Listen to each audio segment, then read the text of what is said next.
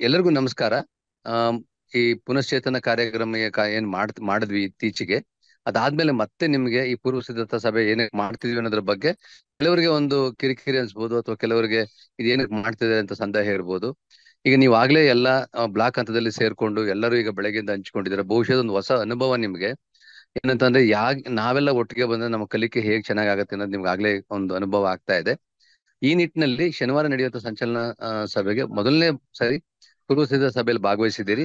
ಕೆಲವೊಂದು ಬ್ಲಾಕ್ಗಳು ಅದನ್ನ ನಾಳೆ ನಾಡದ್ದು ಅಥವಾ ಗುರುವಾರ ಶುಕ್ರವಾರ ಮಾಡ್ತಾ ಇದ್ದಾವೆ, ಕೆಲವೊಂದು ಅಲ್ಲಿನ ಸ್ಥಳೀಯ ಕಾರಣಗಳಿಂದಾಗಿ. ಹಾಗಾಗಿ ಈ ಒಂದು ಸಭೆಗೆ ಶುಭ ಆಶಯನ ಹೇಳಲಿ ಅಂತ ಹೇಳಿ ನಮ್ಮ ಡಯಟ್ ನ ಹಿರಿಯ ಉಪನ್ಯಾಸಕರಾದ ಮಮತಾಮಣಿಯವ್ರನ್ನ ಕೇಳ್ಕೊತೀನಿ. ಅವ್ರು ಮಾತಾಡಿದ ತಕ್ಷಣ ಕೇರಿಂಗ್ ವಿತ್ ಕಲರ್ನ ಸಂಪನ್ಮೂಲ ವ್ಯಕ್ತಿಗಳು ನಿಮ್ಮನ್ನ ಕುರಿತು ಉದ್ದೇಶಿಸಿ ಮಾತಾಡ್ತಾರೆ. ಎಲ್ಲರಿಗೂ ಮತ್ತೊಮ್ಮೆ ಸ್ವಾಗತನ ಬಯಸಿ ಮಮತಾಮಣಿ ಮೇಡಮ್ ಅವ್ರನ್ನ ನಿಮ್ಮನ್ನ ಕುರಿತು ಮಾತಾಡ್ಬೇಕು ಅಂತ ಕೇಳ್ಕೊತೀನಿ. ಎಲ್ರಿಗೂ ನಮಸ್ಕಾರ. ಈ ದಿನದ ಈ ಸಭೆಯಲ್ಲಿ ಹಾಜರಿರ್ತಕ್ಕಂತಹ ನಮ್ಮ ಕೇರಿಂಗ್ ವಿತ್ ಕಲರ್ಸ್ ನ ಡಾಕ್ಟರ್ ಪ್ರಸನ್ನ ಸರ್ ಅವರೇ, ಹಾಗೂ ನಮ್ಮ ಕೇರಿಂಗ್ ವಿತ್ ಕಲರ್ಸ್ ನ ಎಲ್ಲ ಸ್ನೇಹಿತರೆ ಮತ್ತು ಈ ಎಲ್ಲ 10 ತಾಲೂಕಿನ ಸುಗಮಕಾರ ಶಿಕ್ಷಕ ಬಂಧು ಮಿತ್ರರೇ, ಇವತ್ತು ನಿಮ್ಗೆ ಸರ್ ಆಗ್ಲೇ ಹೇಳ್ದಾಗೆ ನಾವು ಈಗಾಗ್ಲೇ ಒಂದು ಪುನಶ್ಚೇತನ ಕಾರ್ಯಾಗಾರವನ್ನ ಎಲ್ಲ 10 ತಾಲೂಕಿನ ಶಿಕ್ಷಕ ಸುಗಮಕಾರರಿಗೆ ಆಯಾ ಏನು ಬ್ಲಾಕ್ ನಲ್ಲಿ ನಾವು ತರಬೇತಿಯನ್ನ ನೀಡಿದ್ದೇವೆ. ಅಂದ್ರೆ 10 ತಾಲೂಕಿನ ಶಿಕ್ಷಕರಿಗೆ ಏನೆಲ್ಲ ಈ ವರ್ಷದ ಕಾರ್ಯಕ್ರಮಗಳಿರುತ್ತೆ, ಅದರ ರೂಪುರೇಷೆಗಳು ಏನು ಅನ್ನೋದ್ ಬಗ್ಗೆ ನಾವು ಮಾಹಿತಿಯನ್ನ ಕೊಟ್ಟಿದ್ದೇವೆ. ನಮ್ಮ ರಾಜ್ಯ ಇಲಾಖೆಯ ಒಂದು ಆಶಯದಂತೆ ನಾವು ಒಂದು ಸಮಾಲೋಚನಾ ಸಭೆಯನ್ನ ಈ ವರ್ಷ ನಾವು 5 ಸಮಾಲೋಚನಾ ಸಭೆಗಳನ್ನ ಮಾಡ್ತಾ ಇರುವಂತದ್ದು. ಒಂದು ಮೊದಲನೇದಾಗಿ ಈ ತಿಂಗಳಲ್ಲಿ ಈಗ ಈ ಮುಂದಿನ ಶನಿವಾರ ಆಗ್ತಾ ಇದೆ. ಹಾಗೆ ನೆಕ್ಸ್ಟ್ ಸೆಪ್ಟೆಂಬರ್ ನಲ್ಲಿ, ಆನಂತರ ನವೆಂಬರ್, ಡಿಸೆಂಬರ್ ಮತ್ತೆ ಜಾನ್ವರಿಯಲ್ಲಿ ಒಟ್ಟು 5 ಸಮಾಲೋಚನಾ ಸಭೆಗಳು ನಡೀತಾ ಇದೆ. ಇದಕ್ಕೆ ಸಂಬಂಧಪಟ್ಟಂಗೆ ಏನೆಲ್ಲ ನಾವು ತಯಾರಿ ಮಾಡ್ಕೊಳ್ಬೇಕು ಅನ್ನೋದನ್ನ ನಿಮ್ಗೆ ಸವಿಸ್ತಾರವಾಗಿ ಈಗಾಗಲೇ ಪುನಶ್ಚೇತನ ಕಾರ್ಯಾಗಾರದಲ್ಲಿ ನೀಡಲಾಗಿದೆ ಸ್ನೇಹಿತರೆ. ಆದಾಗ್ಯೂ ಇನ್ನ ಒಂದಷ್ಟು ನಿಮ್ಗೆ ಅನುಮಾನಗಳಿದೆ, ಮತ್ತೆ ಒಂದಷ್ಟು ಮಾಹಿತಿಗಳು ನಿಮ್ಗೆ ಬೇಕಾಗಿದೆ. ಹಾಗಾಗಿ ಇವತ್ತು ಈ ಒಂದು ವೆಬಿನಾರ್ ಸಭೆಯನ್ನ ಕರೆದಿದ್ದು, ಇದರಲ್ಲಿ ನಿಮ್ಗೆ ಬೇಕಾದಂತಹ ಮಾಹಿತಿಗಳನ್ನ ಮತ್ತೆ ನಿಮ್ ಇನ್ನೊಂದಷ್ಟು ಪುನಶ್ಚೇತನ ಮಾಡ್ಲಿಕ್ಕಾಗಿ ನಿಮ್ಗೆಲ್ರಿಗೂ ಇದೆಲ್ಲ ಯಾಕೆ ಬೇಕಾಗಿತ್ತು ಅಂತ ನೀವು ಅನ್ಕೊಂಡಿರ್ಬೋದೇನೋ. ಆದ್ರೂ ನಾವು ನಿಮ್ಮನ್ನ ಸ್ಟ್ರೆಂಥನ್ ಮಾಡ್ಬೇಕಾಗಿದೆ. ನಮ್ಗೆ ಒಂದು ಖುಷಿ ವಿಚಾರ ಏನಂತ ಹೇಳಿದ್ರೆ, ಈ ಬಾರಿ ನಾವು ಸುಮಾರು 624 ಶಿಕ್ಷಕರನ್ನ, ಮೆಂಟರ್ ಶಿಕ್ಷಕರನ್ನ ನಾವು ಈ ಸಲ ತೆಗೆದುಕೊಂಡು ತಮ್ಮೆಲ್ರಿಗೂ ನಾವು ನಿಮ್ಗೆ ನೀವು ಮುಂದಿನ ಹಂತದಲ್ಲಿ ಶಿಕ್ಷಕರಿಗೆ ಸುಗಮಕಾರಿಕೆಯನ್ನ ಮಾಡ್ಲಿಕ್ಕೆ ಏನೆಲ್ಲಾ ಸಹಕಾರವನ್ನ ಕೊಡಬಹುದು ಅದನ್ನೆಲ್ಲ ನಾವು ಪ್ರಯತ್ನವನ್ನ ಮಾಡ್ತಾ ಇರುವಂತದ್ದು. ಈ ನಿಟ್ಟಿನಲ್ಲಿ ಮತ್ತೆ ಇನ್ನೊಂದು ಬಹಳ ಒಂದು ಖುಷಿಯ ವಿಚಾರ ಏನಪ್ಪಾ ಅಂತ ಹೇಳಿದ್ರೆ, ನಮ್ಗೆ ರಾಜ್ಯ ಹಂತದಲ್ಲಿ ಈ ವರ್ಷ 1.0 ನಲ್ಲಿ ಇರುವಂತದ್ದು ಈ ಕಾರ್ಯಕ್ರಮ. ಆದ್ರೆ ಇದು 3 ವರ್ಷಗಳಿಂದ ನಮ್ಮಲ್ಲಿ ನಿರಂತರವಾಗಿ ನಮ್ಮ NGO ಸಂಸ್ಥೆಗಳ ಸಹಕಾರದಿಂದ, CWC ಒಂದು ಸಹಕಾರದಿಂದ 3 ವರ್ಷಗಳು 3.0 ನಮ್ಮಲ್ಲಿ. ಹಾಗಾಗಿ ನಾವು ಬಹಳಷ್ಟು ನಿರೀಕ್ಷೆಯನ್ನ ಇಟ್ಕೊಂಡು ನಮ್ಮ ಜಿಲ್ಲೆಯ ಬಗ್ಗೆ ನಮ್ಮ ರಾಜ್ಯ ಹಂತದಲ್ಲಿ ಬಹಳಷ್ಟು ನಿರೀಕ್ಷೆಯನ್ನ ಇಟ್ಕೊಂಡಿದ್ದಾರೆ. ಯಾಕೆಂದ್ರೆ ಈ ಒಂದು ಕಾರ್ಯಕ್ರಮವನ್ನ ನಮ್ಮ ತುಮಕೂರು ಮಾದರಿಯಲ್ಲಿ ಇಡೀ ರಾಜ್ಯದಾದ್ಯಂತ ಮಾಡ್ಲಿಕ್ಕೆ ಹೊರಟಿರುವಂತದ್ದು ತಮ್ಗೆಲ್ರಿಗೂ ಈ ಮಾಹಿತಿಯನ್ನ ಈಗಾಗಲೇ ತಿಳಿಸಿದ್ದಾರೆ. ಹಾಗಾಗಿ ನಮ್ಮ ಜಿಲ್ಲೆಯ ಬಗ್ಗೆ ಒಂದು ವಿಶೇಷವಾದಂತಹ ಒಂದು ಏನು ಅವರ ಒಂದು ಪರ್ಸ್ಪೆಕ್ಟಿವ್ ಬೇರೆ ತರನೇ ಇರುತ್ತೆ. ಇಲ್ಲಿ ಎಲ್ಲಾ ರೀತಿಯಲ್ಲಿ ತುಂಬಾ ಚೆನ್ನಾಗಿ ಈ ಕಾರ್ಯಕ್ರಮಗಳೆಲ್ಲ ನಡೀತಾ ಇದೆ ಅಂತ. ಫಾರ್ ಎಕ್ಸಾಂಪಲ್, ಇದು ಸಮಾಲೋಚನಾ ಸಭೆ ಜೊತೆಗೆ ಪ್ರಗತಿ ಪರಿಶೀಲನಾ ಸಭೆ ಇರ್ಬೋದು, ಮತ್ತೆ ಹಾಗೇನೆ FLN ಗೆ ಸಂಬಂಧಪಟ್ಟ ಹಾಗೆ ಮತ್ತೆ ಶಾಲಾ ಬೆಂಬಲ ವ್ಯವಸ್ಥೆ ಇದೆಲ್ಲ ಆಗ್ತಿದೆ. ಆದ್ರೆ ಇದ್ರ ಜೊತೆಗೆ ಈ ವರ್ಷದಲ್ಲಿ ನಾವು ಇನ್ನೂ ನಾವೀನ್ಯಯುತ ಚಟುವಟಿಕೆಗಳ ಮೂಲಕ ನಾವು ಈ ಸಮಾಲೋಚನಾ ಸಭೆಯನ್ನ ಇನ್ನೂ ಉತ್ತಮವಾಗಿ ಮಾಡ್ಬೇಕು ಅಂತ ಹೇಳಿ ಈ ನಿಟ್ಟಿನಲ್ಲಿ ಈ ವರ್ಷ ಅನುಭವಾತ್ಮಕ ಕಲಿಕೆಗೆ ಹೆಚ್ಚಿನ ಆದ್ಯತೆಯನ್ನ ನೀಡಿರುವಂತದ್ದು, ETL ಗೆ ಹೆಚ್ಚಿನ ಆದ್ಯತೆಯನ್ನ ನೀಡಿರುವಂತದ್ದು. ಹಾಗಾಗಿ ಇದಕ್ಕೆ ಸಂಬಂಧಪಟ್ಟಂಗೆ ಇನ್ನೇನೆಲ್ಲ ಈ ತಯಾರಿ ಮಾಡ್ಕೊಳ್ಳಿಕ್ಕೆ ನೀವು, ಯಾಕೆಂದ್ರೆ ನಾಡಿದ್ದೇನೆ ಪ್ರಥಮ ಬಾರಿಗೆ ನೀವು ಈ ವರ್ಷದಲ್ಲಿ 2024-25ನೇ ಸಾಲಿನಲ್ಲಿ ಈ ಒಂದು ಸಮಾಲೋಚನಾ ಸಭೆಯಲ್ಲಿ ತಾವು ಭಾಗವಹಿಸಿ ಸುಗಮಕಾರಿಕೆಯನ್ನ ಮಾಡ್ತಾ ಇದ್ದೀರಾ. ಹಾಗಾಗಿ ನಿಮ್ಗೆ ಇನ್ನೇನಾದ್ರೂ ಇನ್ಪುಟ್ಸ್, ಇನ್ನೇನಾದ್ರೂ ಕೊಡುವಂತದ್ದು ಇದೆಯಾ, ಮಾಹಿತಿ ಇದೆಯಾ, ಇದೆಲ್ಲವನ್ನ ಇವತ್ತು ವಿಚಾರ ಮಾಡ್ಲಿದ್ದೇವೆ, ನಿಮ್ಮೊಂದಿಗೆ ಹಂಚಿಕೊಳ್ಳಿದ್ದೇವೆ ಸ್ನೇಹಿತರೆ. ನೀವು ಮತ್ತೆ ಹಾಗೇನೆ ಕೈಪಿಡಿಯನ್ನ ಕೂಡ ಕೊಡ್ತಾ ಇದ್ದೇವೆ ನಿಮ್ಗೆ. ಇನ್ನೂ ಏನು ಗಣಿತ, ವಿಜ್ಞಾನ ಮತ್ತೆ ಇಂಗ್ಲಿಷ್ಗೆ ಸಂಬಂಧಪಟ್ಟಂಗೆ ನಿಮ್ಗೆ ಇನ್ನೂ ಹೆಚ್ಚಿನ ಒಂದು ಬಲವರ್ಧನೆಯನ್ನ ಮಾಡ್ಲಿಕ್ಕೋಸ್ಕರವಾಗಿ ಕೈಪಿಡಿಯನ್ನ ಕೂಡ ಕೊಡ್ತಾ ಇರುವಂತದ್ದು. ಇದನ್ನೆಲ್ಲ ಬಳಸ್ಕೊಂಡು ತಾವೆಲ್ಲರೂ ಉತ್ತಮವಾಗಿ ನಮ್ಮ ರಾಜ್ಯ ಹಂತದ ನಿರೀಕ್ಷೆ ಏನಿದೆಯಲ್ಲ ಆ ನಿರೀಕ್ಷೆಗೆ ನಾವೆಲ್ಲರೂ ಆ ನಿರೀಕ್ಷೆಯನ್ನ ಸಫಲ ಮಾಡೋಣ ಅಂತ ಹೇಳ್ತಾ ಈ ಮುಂದಿನ ಹಂತಕ್ಕೆ ನಾನು ನಮ್ಮ ಆ ಸರ್ಗೆ CWC ತಂಡದಿಂದ ಇಲ್ಲಿ ಉಪಸ್ಥಿತರಿರ್ತಕ್ಕಂತಹ ಪ್ರಸನ್ನ ಸರ್ ಅವ್ರಿಗೆ ಬಿಟ್ಕೊಡ್ತಾ ಇದ್ದೇನೆ. ಮತ್ತೊಮ್ಮೆ ತಮ್ಮೆಲ್ಲರಿಗೂ ಕೂಡ ಉತ್ತಮವಾಗಿ ತಾವೆಲ್ಲರೂ ಸುಗಮಕಾರಿಕೆ ಮಾಡಿ ಮುಂದಿನ ಹಂತದಲ್ಲಿ ನಮ್ಮ ಈ ಶೈಕ್ಷಣಿಕ ಬಲವರ್ಧನಾ ವರ್ಷವನ್ನ ನಾವು ತುಂಬಾ ಚೆನ್ನಾಗಿ ಆಚರಣೆ ಮಾಡೋಣ. ನಮ್ಮ ಮಕ್ಕಳಿಗೆ ಒಳ್ಳೆಯ ಒಂದು ಕಲಿಕೆಯನ್ನ ಕೊಡೋಣ. ಮತ್ತೆ ಹಾಗೇನೆ ಗುಣಾತ್ಮಕವಾದ ಒಂದು ಶಿಕ್ಷಣವನ್ನ ಕೊಡುವಲ್ಲಿ ನಾವೆಲ್ಲರೂ ಕೈ ಜೋಡಿಸೋಣ ಒಟ್ಟಾಗಿ ಅಂತ ಹೇಳಿ ತಮ್ಗೆಲ್ರಿಗೂ ಶುಭಾಶಯವನ್ನ ನಮ್ಮ ಡಯಟ್ನ ಒಂದು ಪರವಾಗಿ ಹಾಗೂ ನಮ್ಮ ಜಿಲ್ಲೆಯ ಪರವಾಗಿ ನಮ್ಮ ಎರಡೂ ಶೈಕ್ಷಣಿಕ ಜಿಲ್ಲೆಯ ಪರವಾಗಿ ನಾನು ಅಭಿನಂದನೆಯನ್ನ ಸಲ್ಲಿಸ್ತಾ ಇದ್ದೇನೆ ಸ್ನೇಹಿತರೆ. ಮತ್ತೆ ಹಾಗೇನೆ ಈಗ ನಾವು ಮೊದ್ಲಿಗೆಲ್ಲ ಅರ್ಧ ದಿನ ಈ ಒಂದು ಇದನ್ನ ಸಮಾಲೋಚನಾ ಸಭೆಯನ್ನ ನಾವು ಮಾಡ್ತಾ ಇದ್ವಿ ಸ್ನೇಹಿತರೆ. ಈ ವಿಚಾರವನ್ನ ನಾವು ಇವತ್ತು ನಮ್ಮ ಏನು ಜಿಲ್ಲಾ ಹಂತದ ಪ್ರಗತಿ ಪರಿಶೀಲನಾ ಸಭೆಯಲ್ಲಿ 10 ತಾಲೂಕಿನ BO ರವರು ಮತ್ತೆ BRC ರವರು ಆಗಮಿಸಿದ್ದಾರೆ ಸ್ನೇಹಿತರೆ. ಅವರೊಂದಿಗೆ ಚರ್ಚೆ ಮಾಡಿ ಇದು ಒಂದು ದಿನಕ್ಕೆ ಮಾಡ್ಬೇಕು ಅಥವಾ ಅರ್ಧ ದಿನನ ಇದ್ರ ಬಗ್ಗೆ ನಾವು ಮಾಹಿತಿಯನ್ನ ತಿಳ್ಕೊಂಡು ನಿಮ್ಗೆ ಇಮ್ಮಿಡಿಯೇಟ್ ನಾವು ನಾಳೆನೆ ನಿಮ್ಗೆ ಮಾಹಿತಿಯನ್ನ ಅಥವಾ ಇವತ್ತಿನ ಸಂಜೆ ನಾವು ಮಾಹಿತಿಯನ್ನ ಕೊಡ್ಲಿದ್ದೇವೆ ಸ್ನೇಹಿತರೆ ಅಂತ ಹೇಳ್ತಾ ಮತ್ತೊಮ್ಮೆ ತಮ್ಮೆಲ್ರಿಗೂ ಶುಭಾಶಯವನ್ನ ಕೋರ್ತಾ ನನ್ನ ಮಾತನ್ನ ಮುಗಿಸ್ತಾ ಇದ್ದೇನೆ. ಧನ್ಯವಾದಗಳು. ನಮಸ್ತೆ ಮೇಡಮ್, ಧನ್ಯವಾದಗಳು. ಈಗ ಮೇಡಮ್ ಹೇಳಿದ ಅರ್ಧ ದಿನ ಒಂದಿನ ಶನಿವಾರದಲ್ಲ, ಇದು ಪೂರ್ವ ಸಿದ್ಧತಾ ಕಾರ್ಯಕ್ರಮ ಏನು ಮಾಡ್ತಾ ಇದೀವಲ್ಲ ಇವತ್ತು ಈ ರೀತಿ ನಮ್ಮ ಸಂಚಲನದ ಮಂಗಳವಾರ, ಅದು ಅರ್ಧ ದಿನ ಇರ್ಬೇಕಿತ್ತ ಪೂರ್ತಿ ದಿನ ಇರ್ಬೇಕಿತ್ತ ಅನ್ನೋದ್ರ ಬಗ್ಗೆ ಚರ್ಚೆ ಇನ್ನೇನು ಪ್ರಾರಂಭ ಆಗತ್ತೆ. ಅದು ಬಹುಶಃ ಪೂರ್ಣ ದಿನಕ್ಕೆ ಮಾಡ್ತೇವೆ. ಅದಕ್ಕೆ ಬೇಕಾದಂತ ಒಂದು ವಿಸ್ತೃತವಾದ ಮಾರ್ಗಸೂಚಿ ಕೂಡ ನಿಮ್ಗೆ ತಲುಪುತ್ತೆ. ಹಾಗಾಗಿ ನೀವೆಲ್ಲ ಒಟ್ಟಿಗೆ ಒಂದು ಲರ್ನಿಂಗ್ ಕಮ್ಯುನಿಟಿ ಆಗಿ ಇವತ್ತು ಇದೀರಿ. ಅಂದ್ರೆ ಒಂದು ಕಲಿಕಾ ಸಮುದಾಯವಾಗಿ ನೀವು ಬ್ಲಾಕ್ ಅಲ್ಲಿ ಇದ್ದಾಗ ಎಲ್ಲ ವಿಷಯಗಳ ಬಗ್ಗೆ ವಿಸ್ತೃತವಾಗಿ ಚರ್ಚೆ ಆಗುತ್ತೆ. ಆ ಕಲಿಕಾ ಫಲಗಳಲ್ಲಿ ಎಲ್ಲಿ ಎಡವುತ್ತಾರೆ ಶಿಕ್ಷಕರು ಅಂತ ನಿಮ್ಗೆ ಗುರುತಿಸ್ಕೊಳಕ್ಕಾಗತ್ತೆ. ಒಬ್ರಿಗೊಬ್ರು ಸಹಕಾರ ಕೊಟ್ಟು ಹೊಸ ಕಲಿಕಾ ಮಾದರಿಗಳನ್ನ ತಯಾರು ಮಾಡ್ಕೊಳ್ಲಿಕ್ಕಾಗತ್ತೆ. ಹಾಗಾಗಿ ಈ ಪಯಣದಲ್ಲಿ ನಮ್ಮೊಂದಿಗೆ ಈಗಾಗಲೇ ನಿರಂತರವಾಗಿರ್ತಕ್ಕಂಥ ಸುಗಮಕಾರರಿಗೂ, ಅರ್ಧದಲ್ಲಿ ಆಯ್ತು ನನಗೆ ಬೇರೆ ಜವಾಬ್ದಾರಿ ಇದೆ ಅಂತ ಪಕ್ಕಕ್ಕೆ ಹೋದಂತವ್ರಿಗೂ, ಅಥವಾ ಹೊಸ ಜವಾಬ್ದಾರಿ ಹೊತ್ಕೊಂಡೋಗಿ ಬಂದಿರತಕ್ಕಂಥ GPT ಶಿಕ್ಷಕರಿಗೂ ಎಲ್ಲರಿಗೂ ಮತ್ತೊಮ್ಮೆ ಸ್ವಾಗತನ ಬಯಸ್ತಾ ನಮ್ಮ ಮಾತಿಗೆ ವಿರಾಮ ಕೊಡ್ತೇವೆ. ನನ್ನ CWC ತಂಡದ ಇತರ ಸಂಪನ್ಮೂಲ ವ್ಯಕ್ತಿಗಳು ನಮ್ಮ ಮಾತನ್ನು ಮುಂದುವರಿಸಬೇಕು ಅಂತ ಕೇಳ್ಕೊತೇನೆ. ನಮಸ್ಕಾರ.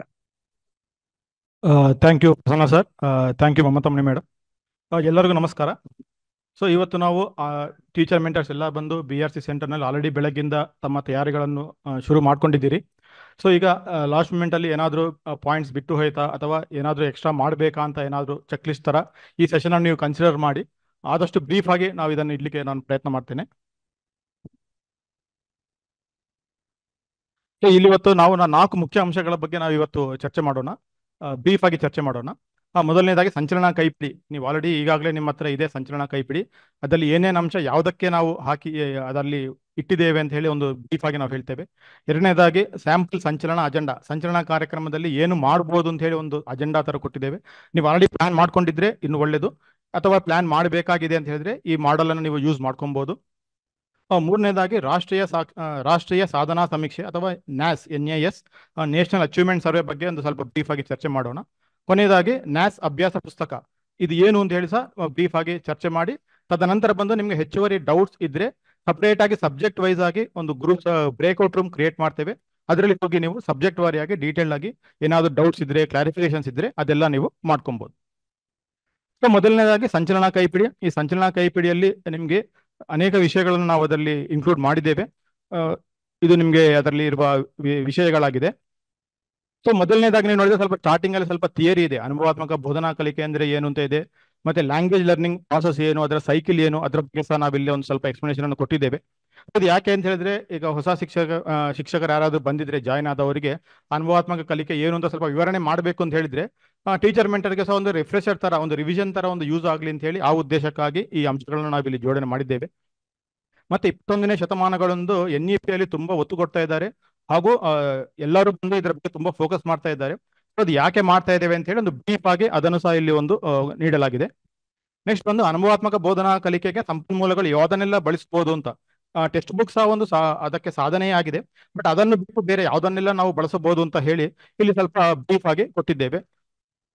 ಸೊ ಮೊದಲನೇದಾಗಿ ಅದಕ್ಕೆ ಕಲಿಕಾ ಫಲಗಳನ್ನು ಯೂಸ್ ಮಾಡಬಹುದು, ಅಥವಾ ಯೋಜನೆ ಆಧಾರಿತ ಕಲಿಕೆ ಮಾಡ್ಯೂಲ್ಸ್ ಅನ್ನು ಯೂಸ್ ಮಾಡಬಹುದು, ಅಥವಾ ಅಭ್ಯಾಸ ಹಾಳೆಗಳನ್ನು ಸಹ ನಾವು ಬಳಸಬಹುದು. ಅಭ್ಯಾಸ ಹಾಳೆಗಳು ಅಂತ ಹೇಳಿದ್ರೆ ಅದರಲ್ಲಿ ವಿವಿಧ ರೀತಿಯ ಪ್ರಶ್ನೆಗಳು ಇರುತ್ತವೆ. Remember level, understand level, apply level ಮತ್ತು ಅನಲೈಸ್ ಲೆವೆಲ್ ಕ್ವಶನ್ಸ್ ಎಲ್ಲ ಇರುತ್ತವೆ. ಅಂತ ಕ್ವಶನ್ಸ್ ಅನ್ನೆಲ್ಲ ನಾವು ಮಕ್ಕಳಿಗೆ ಪ್ರಾಕ್ಟೀಸ್ ಮಾಡಿಸಿದ್ರೆ ಅವರಿಗೆ ಕಾಂಪಿಟೇಟಿವ್ ಎಕ್ಸಾಮ್ಸ್ ಯಾವುದೇ ಬಂದರೂ ಕೂಡ ಅವರಿಗೆ ಅದರಲ್ಲಿ ಸಾಲ್ವ್ ಮಾಡಿ ಒಳ್ಳೆ ಮಾರ್ಕ್ಸ್ ಸ್ಕೋರ್ ಮಾಡಲಿಕ್ಕೆ ತುಂಬಾ ಹೆಲ್ಪ್ ಆಗುತ್ತೆ.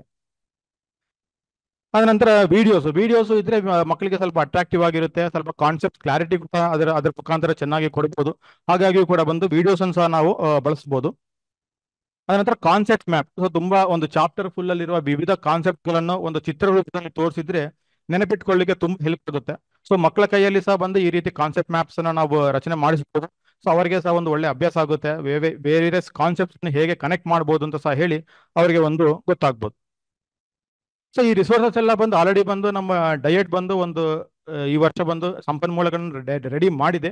ಅದೆಲ್ಲ ಬಂದು ಟೀಚರ್ಸ್ಗೂ ಸಿಗ್ಬೋದು. ಅದರಲ್ಲಿ ಬಂದು ಕ್ಲಾಸ್ ರೂಮ್ ಅಲ್ಲಿ ಮಾಡುವಂತಹ ಅನುಭವಾತ್ಮಕ ಚಟುವಟಿಕೆಗಳು ಮತ್ತು ಕ್ಲಾಸ್ ರೂಮ್ ಹೊರಗೆ ಯಾವುದನ್ನೆಲ್ಲ ಚಟುವಟಿಕೆಗಳನ್ನು ಮಾಡಿಸ್ಬೋದು, ಮತ್ತೆ ICT ಬಳಸಿ ಯಾವ ಚಟುವಟಿಕೆಗಳನ್ನು ಮಾಡಿಸ್ಬೋದು ಅಥವಾ ಯಾವ ಕಾನ್ಸೆಪ್ಟ್ಗಳನ್ನು ಹೇಳ್ಬೋದು ಅಂತೇಳಿ ತುಂಬಾ ಡೀಟೇಲ್ಡ್ ಆಗಿ ಅದರಲ್ಲಿ ಆ ರಿಸೋರ್ಸಸ್ ಅಲ್ಲಿ ಇದೆ. ಅದನ್ನು ಸಹ ನೀವು ಸಂಚಲನಾ ಕೇಂದ್ರದಲ್ಲಿ ಚರ್ಚೆ ಮಾಡ್ಬೋದು ಅಥವಾ ಅದನ್ನು ಸಹ ನೀವು ಒಳ್ಳೆ ರೀತಿಯಲ್ಲಿ ಬಳಸಿ ಮಕ್ಕಳಿಗೆ ಒಳ್ಳೆ ಚಟುವಟಿಕೆಗಳನ್ನು ಮಾಡಿಸ್ಬೋದು.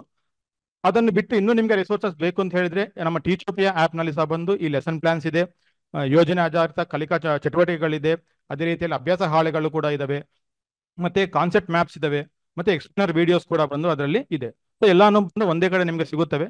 ನಾವು ಎಲ್ಲೆಲ್ಲಿ ನಾವು QR ಕೋಡ್ ಅನ್ನು ಹಾಕಿದ್ದೇವೆ ಅದನ್ನೆಲ್ಲ ಸ್ಕ್ಯಾನ್ ಮಾಡಿದ್ರೆ ನಿಮ್ಗೆ ಟೀಚೋಪಿಯಾ ಆಪ್ ನಲ್ಲಿರುವ ರಿಸೋರ್ಸಸ್ಗೆ ಅದು ಡೈರೆಕ್ಟ್ ಆಗಿ ನಿಮ್ಗೆ ತಗೊಂಡು ಹೋಗುತ್ತೆ. ಸೊ ಇದರ ನಂತರ ಬಂದು ನಾಳೆ ಮುಂದೆ ಶನಿವಾರ ಬರುವ ಸಂಚಲನದಲ್ಲಿ ಏನೆಲ್ಲ ನೀವು ಮಾಡಿಸ್ಬೋದು, ಒಂದು 3 hours ಅಥವಾ ನಿಮ್ಗೆ ಟೈಮ್ ಎಷ್ಟು ಸಿಗುತ್ತೋ ಅದನ್ನು ಹೇಗೆ ನಾವು ಯುಟಿಲೈಸ್ ಮಾಡ್ಕೊಬಹುದು ಅಂತ ಹೇಳಿ ಒಂದು ಚಿಕ್ಕ ಮಾಡೆಲ್ ಅಜೆಂಡಾ ತರ ನಾವು ಕೊಟ್ಟಿದ್ದೇವೆ. ಸೊ ಸ್ಟಾರ್ಟಿಂಗ್ ಅಲ್ಲಿ ಬಂದ ಟೀಚರ್ಸ್ನೆಲ್ಲ ಒಂದು ನೀಟಾಗಿ ಒಂದು ವೆಲ್ಕಮ್ ಮಾಡ್ಬೋದು.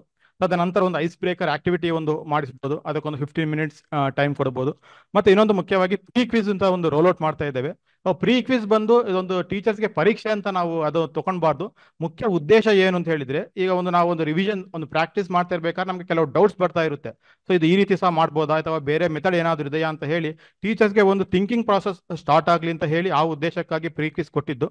ಸೊ ಟೀಚರ್ಸ್ನೆಲ್ಲರೂ ಬಂದು ನೀವೊಂದು ಮೋಟಿವೇಟ್ ಮಾಡಿದ್ರೆ ಅವರೆಲ್ಲ ಪ್ರೀ ಕ್ವಿಜ್ ಒಂದು ಆನ್ಸರ್ ಮಾಡಿದ್ರೆ ಈ ಸ್ಟೆಪ್ ಅಲ್ಲಿ ಸ್ವಲ್ಪ ಡೌಟ್ ಇದೆ ಅಥವಾ ಈ ಸ್ಟೆಪ್ ಬೇರೆ ರೀತಿ ಸಹ ಮಾಡ್ಬೋದಾ ಅಂತ ಹೇಳಿ ಚರ್ಚೆಗೆ ಒಳ್ಳೆ ಅವಕಾಶ ಬರ್ಲಿಕ್ಕೆ ಸಾಧ್ಯತೆ ಇದೆ. ಆ ರೀತಿ ಅದಕ್ಕಾಗಿ ನಾವು ಪ್ರೀ ಕ್ವಿಜ್ ಅನ್ನು ನಾವು ಕೊಟ್ಟಿದ್ದೇವೆ. ಸೊ ಸಂಚಲನಾ ಕೇಂದ್ರದಲ್ಲಿ ಪ್ರೀ ಕ್ವಿಜ್ ಯಾರು ಆನ್ಸರ್ ಮಾಡಿದ್ದಾರೆ, ಯಾವ್ದಾದ್ರು ಡಿಫಿಕಲ್ಟ್ ಕ್ವಶನ್ಸ್ ಇತ್ತಾ ಅಂತ ಹೇಳಿ ಒಂದು 15 minutes ಒಂದು ಚರ್ಚೆ ನಡೆಸಬಹುದು. ಅದನಂತರ ಬಂದು ಈ ವರ್ಷ ಮುಖ್ಯವಾಗಿ ನೋಡಿದ್ರೆ ಅಕ್ಟೋಬರ್ನಲ್ಲಿ ನ್ಯಾಸ್ ಪರೀಕ್ಷೆ ಇದೆ. ಅದು ನ್ಯಾಷನಲ್ ಲೆವೆಲ್ ಅಲ್ಲಿ ಡಿಸ್ಟಿಕ್ ಅಲ್ಲಿ ಕೆಲವು ಸ್ಕೂಲ್ಸ್ ಅನ್ನು ಸೆಲೆಕ್ಟ್ ಮಾಡಿಬಿಟ್ಟು ಒಂದು ಪರೀಕ್ಷೆ ನಡೆಸ್ತಾರೆ. ಅದರ ಮೇಲೆ ಡಿಸ್ಟಿಕ್ ವೈಸ್ ಸ್ಕೋರ್ಸ್ ಅನ್ನೆಲ್ಲ ಕೊಡ್ತಾ ಇರ್ತಾರೆ. ಸೊ ಅದರ ಬಗ್ಗೆ ಸ್ವಲ್ಪ ಮಾಹಿತಿ ಕೊಟ್ರೆ ಟೀಚರ್ಸ್ ಬಂದು ಈ ವರ್ಷ ಯಾವ ತರಗತಿಗಳಿಗೆ ಆ ಪರೀಕ್ಷೆ ಇದೆಯೋ ಆ ತರಗತಿ ವಿದ್ಯಾರ್ಥಿಗಳಿಗೆ ಸ್ವಲ್ಪ ಎಕ್ಸ್ಟ್ರಾ ರಿವಿಷನ್ ಅಥವಾ ಎಕ್ಸ್ಟ್ರಾ ಡ್ರಿಲ್ ಅಥವಾ ಎಕ್ಸ್ಟ್ರಾ ಪ್ರಾಕ್ಟೀಸ್ ನೀಡಲಿಕ್ಕೆ ಅವಕಾಶ ಇರುತ್ತದೆ. ಸೊ ಅದರ ಬಗ್ಗೆ ಸಹ ಟೀಚರ್ಸ್ಗೆ ಈಗಾಗಲೇ ನಾವು ಇನ್ಫಾರ್ಮೇಶನ್ ಕೊಟ್ಬಿಟ್ರೆ ಅಕ್ಟೋಬರ್ ಅಷ್ಟೊತ್ತಿಗೆ ವಿದ್ಯಾರ್ಥಿಗಳೆಲ್ಲ ರೆಡಿಯಾಗಿರ್ತಾರೆ. ಸೊ ಪರೀಕ್ಷೆ ಬಂದ್ರೆ ಏನು ಒಂದು ಹೆದರಿಕೆ ಇಲ್ಲದೆ ಫುಲ್ ಧೈರ್ಯದಲ್ಲಿ ಆ ಪರೀಕ್ಷೆಯಲ್ಲಿ ಒಳ್ಳೆ ರೀತಿಯಲ್ಲಿ ಮಾಡಲಿಕ್ಕೆ ಸಾಧ್ಯವಿರುತ್ತದೆ. ಅದನಂತರ ಮೈನ್ ಈ ಸಂಚಲನ ಕಾರ್ಯಕ್ರಮ ಮುಖ್ಯ ಉದ್ದೇಶ ಬಂದು ಅನುಭವಾತ್ಮಕ ಬೋಧನಾ ಕಲಿಕೆಗೆ ಚಟುವಟಿಕೆಗಳನ್ನು ಹೇಗೆ ನಾವು ಕ್ಲಾಸಲ್ಲಿ ಮಾಡಿಸಬೇಕು ಮತ್ತೆ ಯಾವ ರೀತಿ ಪ್ರಶ್ನೆಗಳನ್ನು ಕೇಳಿ ವಿದ್ಯಾರ್ಥಿಗಳನ್ನು ಆಲೋಚನೆ ಮಾಡುವಂಗೆ ಮಾಡಬೇಕು, ಇದು ಮುಖ್ಯ ಉದ್ದೇಶ. ಸೊ ಅದಕ್ಕೆ ಅನೇಕ ರಿಸೋರ್ಸಸ್ ಆಲ್ರೆಡಿ ನಿಮ್ಮ ಹತ್ರ ಲಭ್ಯವಿದೆ. ಸಂಚಲನ ಕೈಪಿಡಿ ಇದೆ, ಡಯಟ್ ತಯಾರಿಸಿದ ಲೆಸನ್ ಪ್ಲಾನ್ಸ್ ನಿಮ್ಮ ಹತ್ರ ಮಾಡ್ಯೂಲ್ಸ್ ಇದೆ. ಮತ್ತೆ ನೀವು TLM ಸಹ ನೀವು ಅಲ್ಲಿ ನಿಮ್ಮ ಸಂಚಲನಾ ಕೇಂದ್ರಗಳಲ್ಲಿ ತಯಾರಿ ಮಾಡ್ಕೊಬಹುದು. ಸೊ ನಿಮಗೆ 2 hours ಟೈಮ್ ಇರುತ್ತದೆ. ನೀವು ಟೀಚರ್ಸ್ ಅನ್ನೆಲ್ಲ ಗ್ರೂಪ್ ಆಗಿ ಡಿವೈಡ್ ಮಾಡಿ ಒಂದೊಂದು ಗ್ರೂಪ್ಗೆ ಒಂದೊಂದು TLM ಮಾಡ್ಲಿಕ್ಕೆ ಸಹ ನೀವು ಪ್ಲಾನ್ ಮಾಡ್ಕೊಬಹುದು. ಸೊ 2 hours ಕಂಟಿನ್ಯೂಸ್ ಆಗಿ ಕೂತ್ಕೊಬೇಕಂದ್ರೆ ಕಷ್ಟ ಆಗ್ಬೋದು. ಸೊ ಮಧ್ಯದಲ್ಲಿ ಒಂದು 20 minutes ಬ್ರೇಕ್ ಸಹ ನೀವು ಬೇಕಾದ್ರೆ ಪ್ಲಾನ್ ಮಾಡ್ಕೊಬಹುದು. ಸೊ ಕೊನೆಯದಾಗಿ ಬಂದು ಮತ್ತೆ ನೀವು ಈ ಆಕ್ಟಿವಿಟೀಸ್ ಮಾಡೋದು ಅಥವಾ TLMs ಮಾಡೋದು ಮತ್ತೆ ನೀವು ಕಂಟಿನ್ಯೂ ಮಾಡ್ಕೊಬಹುದು. ಕೊನೆಯದಲ್ಲಿ ನೀವು ಏನ್ ಮಾಡ್ಬೇಕಂದ್ರೆ ವರ್ಡ್ ಪ್ರಾಬ್ಲಮ್ಸ್ ಬಂದು ಯಾವತ್ತೂ ಒಂದು ಚಾಲೆಂಜಿಂಗ್ ಆಗಿರುತ್ತದೆ, ವಿದ್ಯಾರ್ಥಿಗಳಿಗೂ ತುಂಬಾ ಚಾಲೆಂಜಿಂಗ್ ಆಗಿರುತ್ತೆ. ಬಟ್ ಟೀಚರ್ಸ್ಗೆ ಬಂದು ವರ್ಡ್ ಪ್ರಾಬ್ಲಮ್ ನೋಡಿದ ಕೂಡಲೇ 2 or 3 ಮೆಥಡ್ಸ್ ಅಲ್ಲಿ ಸಾಲ್ವ್ ಮಾಡ್ಲಿಕ್ಕೆ ಐಡಿಯಾ ಬರುತ್ತೆ. ಇದು ಈ ಮೆಥಡ್ ಅಲ್ಲಿ ಮಾಡ್ಬೋದು, ಇದನ್ನು ಈ ಮೆಥಡ್ ಅಲ್ಲಿ ಮಾಡ್ಬೋದು, ಇನ್ನೊಂದು ಮೆಥಡ್ ಅಲ್ಲಿ ಮಾಡ್ಬೋದು, ಇದನ್ನು ಚಟುವಟಿಕೆ ಮುಖಾಂತರ ಮಾಡ್ಬೋದು, ಬೇರೆ ಬೇರೆ ಐಡಿಯಾಸ್ ಎಲ್ಲ ಇರುತ್ತೆ. ಸೊ ಟೀಚರ್ಸ್ ಎಲ್ಲ ಸಂಚಲನ ಸೆಂಟರ್ ನಲ್ಲಿ ಸೇರಿಕೊಂಡಾಗ ಆಗ ಬಂದ್ಬಿಟ್ಟು ಯಾವ ಮೆಥಡ್ಸ್ ಅಲ್ಲಿ ಮಾಡ್ಬೋದು, ಯಾವ್ದು ಮೆಥಡ್ ಮಾಡಿದ್ರೆ ಚೆನ್ನಾಗಿರುತ್ತೆ, ಯಾವ್ದು ಬೆಟರ್ ಮೆಥಡ್. ಸೊ ಒಂದು ಪೀರ್ ಲರ್ನಿಂಗ್, ಒಬ್ಬರಿಗೆ ಒಬ್ರು ಅದನ್ನು ಮೆಥಡ್ಸ್ ಅನ್ನು ಡಿಸ್ಕಸ್ ಮಾಡಿದ್ರೆ ಒಂದು ಒಳ್ಳೆ ಸೊಲ್ಯೂಷನ್ ಬರ್ಬೋದು. ಅದರಿಂದ ಅದನ್ನು ನೀವು ಮಕ್ಕಳಿಗೆ ತಗೊಂಡು ಹೋದ್ರೆ ಇನ್ನಷ್ಟು ಮಕ್ಕಳಿಗೆ ಹೆಲ್ಪ್ ಆಗ್ಬೋದು ಉದ್ದೇಶಕ್ಕಾಗಿ ಲಾಸ್ಟ್ ಅಲ್ಲಿ ಒಂದು 4 ಪ್ರಾಬ್ಲಮ್ಸ್ ನಾವು ಸಂಚಲನ ಬುಕ್ಲೆಟ್ ಅಲ್ಲಿ ಇಟ್ಟಿದ್ದೇವೆ. ಅದ್ರ ಬಗ್ಗೆ ಸಹ ನೀವು ಚರ್ಚೆ ಮಾಡ್ಬೋದು. ತದನಂತರ ಕೊನೆಯದಾಗಿ ಒಂದು ಪೋಸ್ಟ್ ಕ್ವಿಜ್. ಸೊ ಸಂಚಲನಕ್ಕೆ ಟೀಚರ್ಸ್ ಬಂದಿದ್ದಾರೆ, ಅವ್ರಿಗೆ ಏನಾದರೂ ಡೌಟ್ಸ್ ಇತ್ತಾ ಅಂತ ಹೇಳಿ ಪ್ರೀ ಕ್ವಿಸ್ನಲ್ಲಿ ಗೊತ್ತಾಗುತ್ತೆ. ಡೌಟ್ಸ್ ಇದ್ದರೆ ಡೌಟ್ಸ್ ಚರ್ಚೆ ಆಗುತ್ತೆ. ಮತ್ತೆ ಕೊನೆಯದಾಗಿ ಮತ್ತೆ ಒಂದು ಪೋಸ್ಟ್ ಕ್ವಿಸ್. ಸೊ ಡೌಟ್ಸ್ ಚರ್ಚೆ ಆಗಿ ಡೌಟ್ಸನ್ನು ನೀವು ಕ್ಲಾರಿಫೈ ಮಾಡಿದ್ದೀರಿ, ಮತ್ತೆ ಅವರಿಗೆ ಡೌಟ್ಸ್ ಎಲ್ಲ ಕ್ಲಾರಿಫಿಕೇಶನ್ ಆಯ್ತಾ, ಎಷ್ಟರ ಮಟ್ಟಿಗೆ ಆಯಿತು ಅಂತ ಹೇಳಿ ಅವರೇ ಒಂದು ಸ್ವಾವಲೋಕನ ಅಥವಾ ಸೆಲ್ಫ್ ರಿಫ್ಲೆಕ್ಷನ್ ಮಾಡ್ಕೊಳ್ಳುವಂಗೆ ಪೋಸ್ಟ್ ಕ್ವಿಸ್ ಇರ್ತದೆ. ಅದಲ್ಲೇ ಒಂದು ಚಿಕ್ಕ ಚಿಕ್ಕ ಸಿಂಪಲ್ ಕ್ವಶನ್ಸ್ ಇರುತ್ತೆ, ಅದನ್ನೇ ಅವ್ರು ಆನ್ಸರ್ ಮಾಡಿದರೆ ಓ ನನಗೆ ಡೌಟ್ಸ್ ಬಂದಿತ್ತು ಅದೆಲ್ಲ ಕ್ಲಾರಿಫೈ ಆಯಿತು ಅಂತ ಹೇಳಿ ಸಿಂಪಲ್ ಮ್ಯಾಥ್ ಪ್ರಾಬ್ಲಮ್ಸ್ ಇರುತ್ತೆ, ಅಥವಾ ಸೈನ್ಸ್ ಕ್ವಶನ್ಸ್ ಇರುತ್ತೆ, ಅಥವಾ ಇಂಗ್ಲೀಷ್ಗೆ ಸಂಬಂಧಪಟ್ಟಂತೆ ಸಬ್ಜೆಕ್ಟ್ ವೈಸ್ ಆ ಕ್ವಶನ್ಸ್ ಬರುತ್ತೆ. ಅದು ಆನ್ಸರ್ ಮಾಡಿದರೆ ನನಗೆ ಡೌಟ್ಸ್ ಮೊದಲಿತ್ತು ಈಗ ಕ್ಲಾರಿಫೈ ಆಯಿತು ಅಂತ ಹೇಳಿ ಒಂದು ಎಲ್ಲರಿಗೂ ಒಂದು ಕ್ಲಾರಿಫಿಕೇಶನ್ ಒಟ್ಟಿಗೆ ಸಂಚಲನ ಸೆಂಟರಿಂದ ಹೋಗ್ಬೋದು. ಮತ್ತು ಕ್ಲಾಸ್ ರೂಮಲ್ಲಿ ಹೋಗಿ ಅಲ್ಲಿ ಕಲಿತಿರುವ ವಿಷಯಗಳನ್ನು ಮಕ್ಕಳಿಗೆ ಮುಟ್ಟಿಸ್ಬೋದು. ಹಾಗಾಗಿ ಮಕ್ಕಳಿಗೆ ಒಳ್ಳೆ ಕಲಿಕೆ ಆಗಲಿಕ್ಕೆ ಸಾಧ್ಯವಾಗುತ್ತದೆ. ಸೊ ನೆಕ್ಸ್ಟ್ ಬಂದ್ಬಿಟ್ಟು ನ್ಯಾಷನಲ್ ಅಚೀವ್ಮೆಂಟ್ ಸರ್ವೆ. ಸೊ ಈ ನ್ಯಾಷನಲ್ ಅಚೀವ್ಮೆಂಟ್ ಸರ್ವೆ ಬಂದು ನ್ಯಾಷನಲ್ ಅಚೀವ್ಮೆಂಟ್ ಸರ್ವೆ 3 ವರ್ಷಗಳಿಗೆ ಒಮ್ಮೆ ಅದು ಸೆಂಟ್ರಲ್ ಗವರ್ಮೆಂಟ್ ಇಂದ ನಡೆಸ್ತಾರೆ. ಇದು ಒಂದು ಆಲ್ ಇಂಡಿಯಾ ಲೆವೆಲ್ ಅಲ್ಲಿ ಆಗುವಂತಹ ಎಕ್ಸಾಮ್ ಆಗಿದೆ. ಇದು ಬಂದು ಕ್ಲಾಸ್ 3, 5, 8 ಮತ್ತೆ 10th ಕ್ಲಾಸ್ ಈ 4 ಕ್ಲಾಸ್ ಮಕ್ಕಳಿಗೆ ಅದನ್ನು ಪರೀಕ್ಷೆಯನ್ನು ನಡೆಸ್ತಾರೆ. ಸೊ ಈಗ ಈ ಲಾಸ್ಟ್ ನ್ಯಾಸ್ ಏನು ನಡೆದಿದೆ ಅದು ತುಮಕೂರು ಜಿಲ್ಲೆಯಲ್ಲಿ ನೋಡಿದರೆ 48 ಸ್ಕೂಲ್ಸ್ ಅಲ್ಲಿ ನಡೆದಿದೆ. ಟೋಟಲ್ ಬಂದು 779 ಸ್ಟೂಡೆಂಟ್ಸ್ಗೆ ಮಾತ್ರ ಅದು ಟೆಸ್ಟ್ ಅನ್ನು ಕಂಡಕ್ಟ್ ಮಾಡಿಬಿಟ್ಟು ಅವರ ಸ್ಕೋರ್ ಏನು ಬಂದಿದೆ ಅದು ಬಂದು ತುಮಕೂರಿದು ಸ್ಕೋರ್ ಅಂತ ಅವರು ಹೇಳ್ತಾರೆ. ಸೊ ಸ್ಕೋರ್ ಬಂದು ಈ ರೀತಿ ಬಂದಿದೆ. ಸೊ ಇದು ಎಕ್ಸಾಮ್ ಆಗಿದ್ದು ಬಂದು ಕೋವಿಡ್ ಮುಗಿದ ನಂತರ ಈ ಎಕ್ಸಾಮ್ ಆಗಿದೆ. ಸೊ ಹಾಗಾಗಿ ಸ್ವಲ್ಪ ಸ್ಕೋರ್ಸ್ ಕಮ್ಮಿ ಇದೆ. ಅದಕ್ಕಿಂತ ಮುಂಚೆ ನೋಡಿದ್ರೆ ಸ್ಕೋರ್ಸ್ ಎಲ್ಲ ತುಂಬಾ ಚೆನ್ನಾಗಿತ್ತು. ಸೊ ಈ ವರ್ಷ ಅಕ್ಟೋಬರ್ ನಡೆಸಬೇಕಾದ್ರೆ ಮತ್ತೆ ಸಹ ಸ್ಕೋರ್ ತುಂಬಾ ಒಳ್ಳೆದಾಗಿ ಬರುವ ಸಾಧ್ಯತೆಗಳು ತುಂಬಾನೇ ಇದೆ. ಆಲ್ರೆಡಿ ಪ್ರಿಪರೇಷನ್ಸ್ ಎಲ್ಲ ತುಂಬಾ ಆಗಿದೆ. ಸೊ ಅದೇ ರೀತಿಯಲ್ಲಿ ಗ್ರೇಡ್ 8ಗೆ ಸಹ ಬಂದು ಎಕ್ಸಾಮ್ಸ್ ಕಂಡಕ್ಟ್ ಮಾಡಿದ್ದಾರೆ. ಸೊ ತುಮಕೂರಿನಲ್ಲಿ ನೋಡಿದ್ರೆ 66 ಸ್ಕೂಲ್ಸ್ ಅಲ್ಲಿ ಎಕ್ಸಾಮ್ ನಡೆದಿದೆ. ಮತ್ತೆ 1715 ಸ್ಟೂಡೆಂಟ್ಸ್ಗೆ ಈ ಟೆಸ್ಟ್ ಮಾಡಿದ್ದಾರೆ. ಸೊ ಇದು ಬಂದು ಎಲ್ಲಾ ಮಕ್ಕಳನ್ನು ಟೆಸ್ಟ್ ಮಾಡಲ್ಲ. ಅವರು ಬಂದು ಒಂದು ಕ್ರೈಟೀರಿಯಾ ಇಟ್ಕೊಂಡು ಕೆಲವು ಶಾಲೆಗಳಲ್ಲಿರೋ ಮಕ್ಕಳಿಗೆ ಮಾತ್ರ ಟೆಸ್ಟ್ ಕಂಡಕ್ಟ್ ಮಾಡ್ತಾರೆ. ಅವ್ರು ಬಂದಿರೋ ಸ್ಕೋರ್ ಅನ್ನು ಬಂದು ಜಿಲ್ಲೆಯ ಆವರೇಜ್ ಸ್ಕೋರ್ ಅಂತ ಹೇಳಿ ಅವರು ಕಂಡಕ್ಟ್ ಮಾಡ್ತಾರೆ. ಸೊ ಈಗ ಎಲ್ಲಾ ಶಾಲೆಗಳಲ್ಲಿ ಮಾಡಲ್ಲ, ಕೆಲವು ಶಾಲೆಗಳೆಲ್ಲ ಮಾಡ್ತಾರೆ ಅಂತ ಮಾಡೋದಕ್ಕಿಂತ ಎಲ್ಲರೂ ಬಂದು ಎಲ್ಲಾ ಟೀಚರ್ಸ್ ಬಂದು ಒಂದು ಪ್ರೋಆಕ್ಟಿವ್ ಆಗಿ ತಮ್ಮ ಮಕ್ಕಳನ್ನು ಇದಕ್ಕೆ ಪ್ರಿಪೇರ್ ಮಾಡಿಬಿಟ್ರೆ ಯಾವುದೇ ಒಂದು ಶಾಲೆಯಲ್ಲಿ ಸಹ ಬಂದು ಪರೀಕ್ಷೆಯನ್ನು ನಡೆಸಿದರೂ ಕೂಡ ಡಿಸ್ಟಿಕ್ ಇದು ಓವರ್ ಆಲ್ ಸ್ಕೋರ್ ಬಂದು ಇಂಪ್ರೂವ್ ಆಗುತ್ತೆ. ಆ ರೀತಿಯಲ್ಲಿಯೇ ನಾವು ಇದಕ್ಕೆ ಪ್ರಿಪರೇಷನ್ ಮಾಡಬೇಕು ಅಂತ ಹೇಳಿ ನೀವು ಟೀಚರ್ಸ್ ಅನ್ನ ಸ್ವಲ್ಪ ಮೋಟಿವೇಟ್ ಮಾಡಿದ್ರೆ ಅದಕ್ಕೆ ಎಲ್ಲರೂ ಬಂದು ಒಳ್ಳೆ ರೀತಿಯಲ್ಲಿ ಪ್ರಿಪರೇಷನ್ ಮಾಡ್ಕೊತಾರೆ. ಈ ನ್ಯಾಸ್ ಎಕ್ಸಾಮ್ ಆಗಬೇಕಾದ್ರೆ ಡಿಸ್ಟಿಕ್ ಇದು ಸ್ಕೋರ್ ಇಂಪ್ರೂವ್ ಆಗುತ್ತೆ ಅಂತ ಹೇಳಿ ನಾನು ಇಲ್ಲಿ ಹೇಳಿಕೆ ಇಷ್ಟಪಡ್ತೀನಿ. ಸೊ ಈಗ ನ್ಯಾಸ್ ಯಾವ ರೀತಿ ಅದರಲ್ಲಿ ಎಕ್ಸಾಮ್ ಇರುತ್ತೆ, ಯಾವ ರೀತಿ ಅದರಲ್ಲಿ ಕ್ವಶನ್ಸ್ ಬರುತ್ತೆ ಅಂತ ಹೇಳಿ ಒಂದು ಸ್ವಲ್ಪ ಡಿಸ್ಕಸ್ ಮಾಡೋಣ.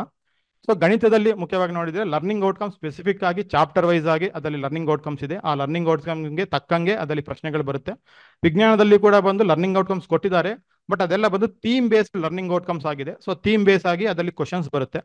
ಸೊ ಇಂಗ್ಲಿಷ್ ಅಲ್ಲಿ ಬಂದು ಮುಖ್ಯವಾಗಿ ಬಂದು ರೀಡಿಂಗ್ ಕಾಂಪ್ರಿಹೆನ್ಷನ್ ಮೇಲೆನೆ ಕ್ವಶನ್ಸ್ ಇರುತ್ತೆ. ಕನ್ನಡದಲ್ಲಿಯೂ ಕೂಡ ಬಂದು ರೀಡಿಂಗ್ ಕಾಂಪ್ರಿಹೆನ್ಷನ್ ಮೇಲೆನೆ ಅದರಲ್ಲಿ ಕ್ವಶನ್ಸ್ ಇರುತ್ತೆ.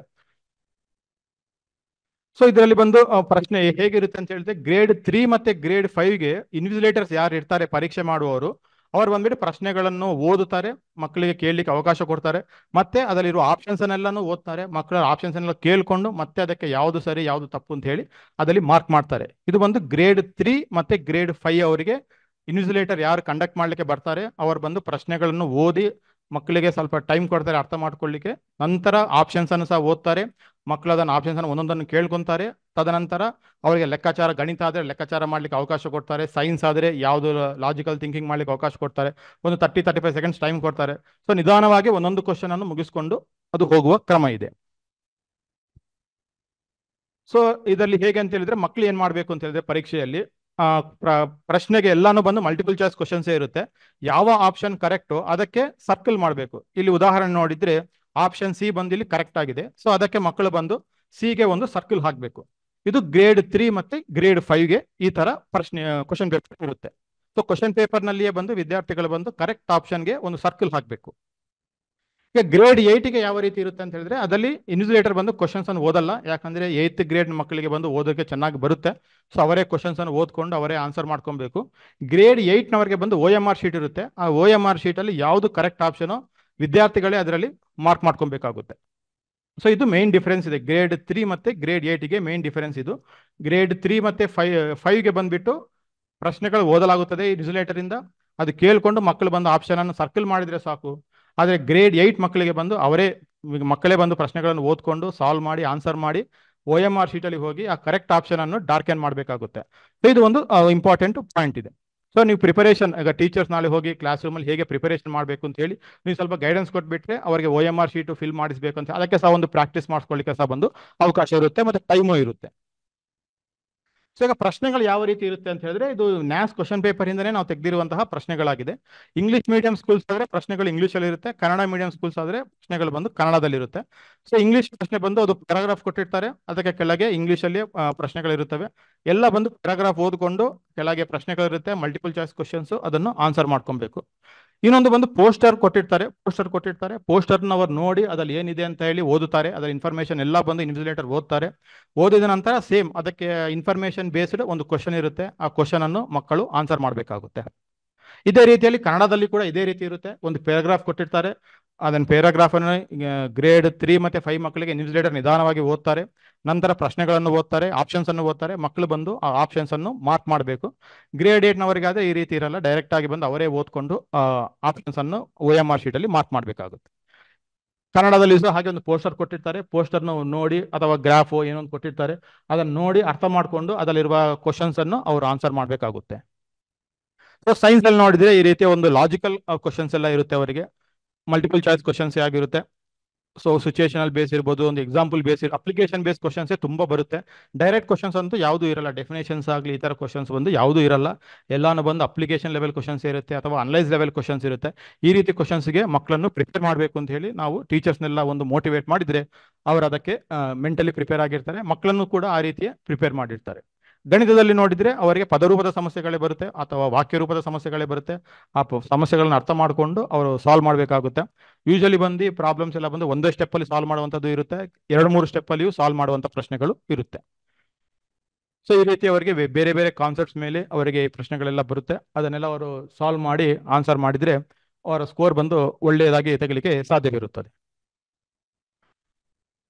ಸೊ ಈಗ ಟೆಕ್ಸ್ಟ್ ಬುಕ್ ಅಲ್ಲಿ ಬಂದು ನಾವು ನೋಡಿದ್ರೆ ಅನೇಕ ವರ್ಡ್ ಪ್ರಾಬ್ಲಮ್ಸ್ ಇದೆ, ಅದನ್ನು ಸಾಲ್ವ್ ಮಾಡಿದ್ರೆ ತುಂಬಾ ಪ್ರಾಕ್ಟೀಸ್ ಆಗುತ್ತೆ. ಬಟ್ ಮಕ್ಕಳಿಗೆ ಎಷ್ಟು ಪ್ರಾಕ್ಟೀಸ್ ಕೊಟ್ಟರೆ ಅಷ್ಟು ಅವರ ಪ್ರಿಪರೇಷನ್ ಚೆನ್ನಾಗಾಗುತ್ತೆ, ಎಕ್ಸಾಮ್ ಫಿಯರ್ ಹೋಗ್ಬಿಡುತ್ತೆ, ನಮಗೆ ಸಾಲ್ವ್ ಮಾಡ್ಲಿಕ್ಕೆ ಆಗುತ್ತೆ ಅಂತ ಹೇಳಿ ಅವ್ರಿಗೂ ಧೈರ್ಯ ಬರುತ್ತೆ. ಸೊ ಅದಕ್ಕಾಗಿ ಬಂದು CWC ಮತ್ತೆ ಡಯಟ್ ಇಬ್ಬರು ಸೇರ್ಕೊಂಡ್ಬಿಟ್ಟು ಒಂದು ವರ್ಕ್ ಬುಕ್ ಅನ್ನು ನಾವು ಮಾಡಿದ್ದೇವೆ.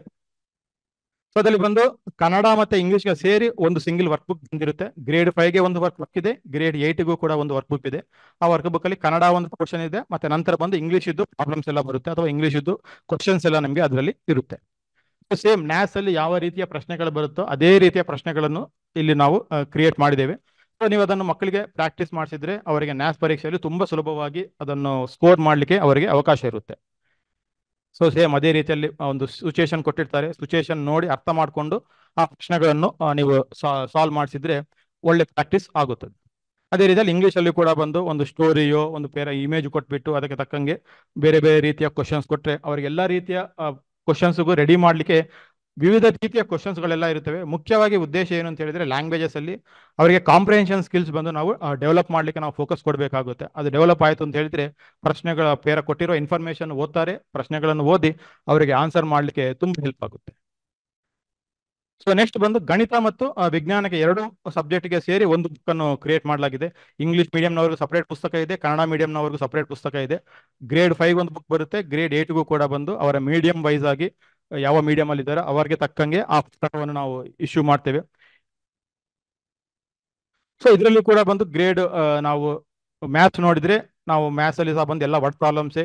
ನ್ಯಾಸ್ ಲೆವೆಲ್ಗೆ ಯಾವ ರೀತಿ ಪ್ರಶ್ನೆಗಳು ಬರ್ಬೋದು, model paper already existing papers ನಮಗೆ ಕೆಲವು ಲಭ್ಯವಿದೆ, ಅದಕ್ಕೆ ತಕ್ಕಂಗೆ ಆ ಲೆವೆಲಲ್ಲಿ ಕ್ವಶನ್ಸ್ ಇರುವಂಗೆ ಕ್ವಶನ್ಸ್ ಹಾಕಿದ್ದೇವೆ. 1-2 ಅದಕ್ಕಿಂತ ಸ್ವಲ್ಪ ಕಷ್ಟ ಕ್ವಶನ್ಸ್ ಹಾಕಿದ್ದೇವೆ. ಯಾಕಂತ ಹೇಳಿದ್ರೆ ಪ್ರಾಕ್ಟೀಸ್ ಟೈಮಲ್ಲಿ ಟಫ್ ಕ್ವಶನ್ ಸಾಲ್ವ್ ಮಾಡಿದ್ರೆ ಎಕ್ಸಾಮ್ ಅಲ್ಲಿ ಆ ಕ್ವಶನ್ಸ್ ಎಲ್ಲ ತುಂಬಾ ಈಸಿಯಾಗಿ ಕಾಣುತ್ತೆ. ಸೊ ಸಾಲ್ವ್ ಮಾಡ್ಲಿಕ್ಕೆ ಸಹ ಮಕ್ಕಳಿಗೆ ತುಂಬಾ ಹೆಲ್ಪ್ ಆಗುತ್ತೆ.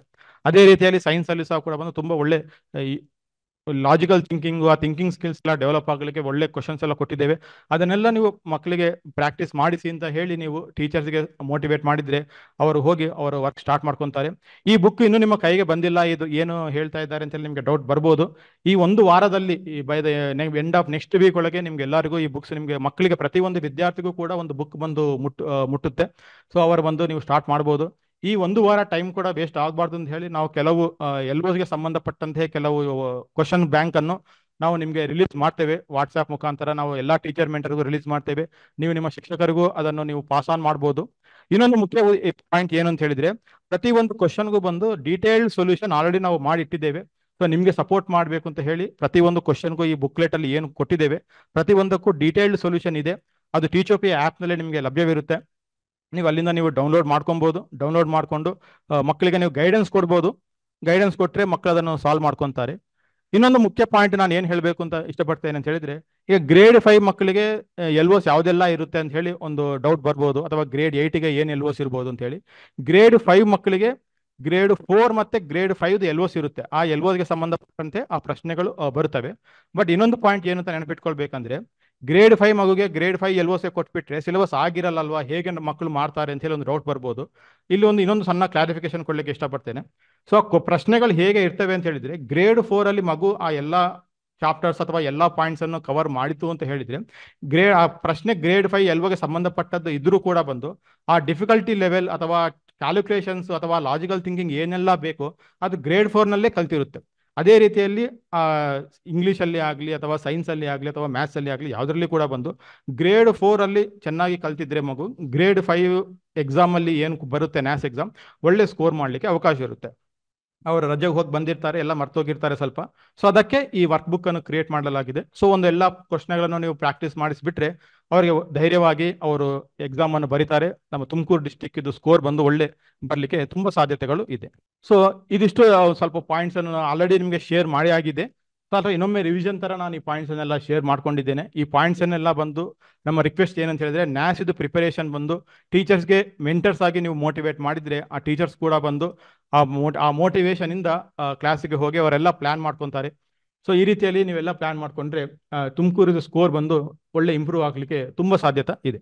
ಸೊ ಗುಡ್ ಆಫ್ಟರ್ನೂನ್ ಎವ್ರಿವನ್, ಎಲ್ಲರಿಗೂ ನಮಸ್ಕಾರ. ಇವಾಗ ಕಾಮನ್ ಆಗಿ ಇವಾಗ ಸರ್ ಹೇಳಿದ್ದು ಕೇಳಿದ್ರಿ, ನ್ಯಾಸು ಮತ್ತೆ ಸಂಚಲನ ಹ್ಯಾಂಡ್ ಬಗ್ಗೆ. ಓಕೆ, ಈ ಸೆಷನ್ ಅಲ್ಲಿ we will see more about ಅಂದ್ರೆ ಹ್ಯಾಂಡ್ ಬುಕ್ ಅಲ್ಲಿ ಏನಿರುತ್ತೆ ಅಂತ ಅದ್ರ ಬಗ್ಗೆ ಒಂದ್ ಸ್ವಲ್ಪ ಡೀಟೇಲ್ ಆಗಿ ನೋಡೋಣ. ಮತ್ತೆ ಅದ್ರಲ್ಲಿ ಚಟುವಟಿಕೆಗಳು ಏನ್ ಕೊಟ್ಟಿದೀವಲ್ಲ ಅದನ್ನ ಹೆಂಗ್ ಮಾಡೋದು ಅಂತ ಅದ್ರ ಬಗ್ಗೆ ನೋಡೋಣ. ಸೊ ಸ್ಟಾರ್ಟಿಂಗ್ ಅಲ್ಲಿ ನೋಡಿದ್ರೆ ಇವಾಗ ನ್ಯಾಸ್ ಬಗ್ಗೆ ಡೀಟೇಲ್ ಡಿಸ್ಕಸ್ ಮಾಡಿದ್ವಿ, ನ್ಯಾಸ್ ಅಂದ್ರೆ ಏನು ಅಂತ. ಸೊ ಗಣಿತದ ಮ್ಯಾಥ್ಸ್ ಕನೆಕ್ಟೆಡ್ ಆಗಿ ಇವಾಗ ನೋಡಿದ್ರೆ ತರಗತಿ 3 ಮತ್ತೆ ತರಗತಿ 5ಅಲ್ಲಿ ಸೊ ಇದು ಇಲ್ಲಿರೋ ಟಾಪಿಕ್ ಲಿಸ್ಟ್ ಮಾಡಿದೀವಲ್ಲ, ಶೇಪ್ಸ್ ಮತ್ತೆ ನಂಬರ್ಸ್, ಮೆಂಟಲ್ ಅರ್ಥಮೆಟಿಕ್ ಮತ್ತೆ ಮಣಿ ಮತ್ತೆ ಲೆಂತ್, ಈ ಟಾಪಿಕ್ಸ್ ಮೇಲೆ ಮ್ಯಾಕ್ಸಿಮಮ್ ಎಲ್ಲೋಸ್ ಎಲ್ಲ ಕನೆಕ್ಟೆಡ್ ಆಗಿರುತ್ತೆ. ಸೊ ಈ ಟಾಪಿಕ್ಸ್ ಮೇಲೆ ನಾವು ಮ್ಯಾಕ್ಸಿಮಮ್ ಫೋಕಸ್ ಮಾಡಿದ್ರೆ ಏನಾಗುತ್ತೆ, ಅವ್ರಿಗೆ ನ್ಯಾಸ್ ಪ್ರಿಪರೇಷನ್ ಮಾಡೋಕ್ಕೆ ಈಸಿ ಆಗುತ್ತೆ. ಸೊ ಅದೇ ರೀತಿ ಇದು 3 ಮತ್ತೆ 5ನೇ ತರಗತಿಗೆ. ಸೊ ಅದೇ ತರ ನೀವು ನೋಡಿದ್ರೆ 8ನೇ ತರಗತಿ ನೋಡೋದಾಗಿದ್ರೆ ಈ ತರ ನಂಬರ್ ಸಿಸ್ಟಮು ಮತ್ತೆ algebra, ratio and proportion, geometry, representation in 2D and 3D ಮತ್ತೆ ಕನ್ಸ್ಟ್ರಕ್ಷನ್, ವಾಲ್ಯೂಮ್. ಸೊ ಇದೆಲ್ಲ ಟಾಪಿಕ್ಸ್ ಮೇಲೆ ಮ್ಯಾಕ್ಸಿಮಮ್ ಕ್ವೆಶನ್ಸ್ ಇರುತ್ತೆ.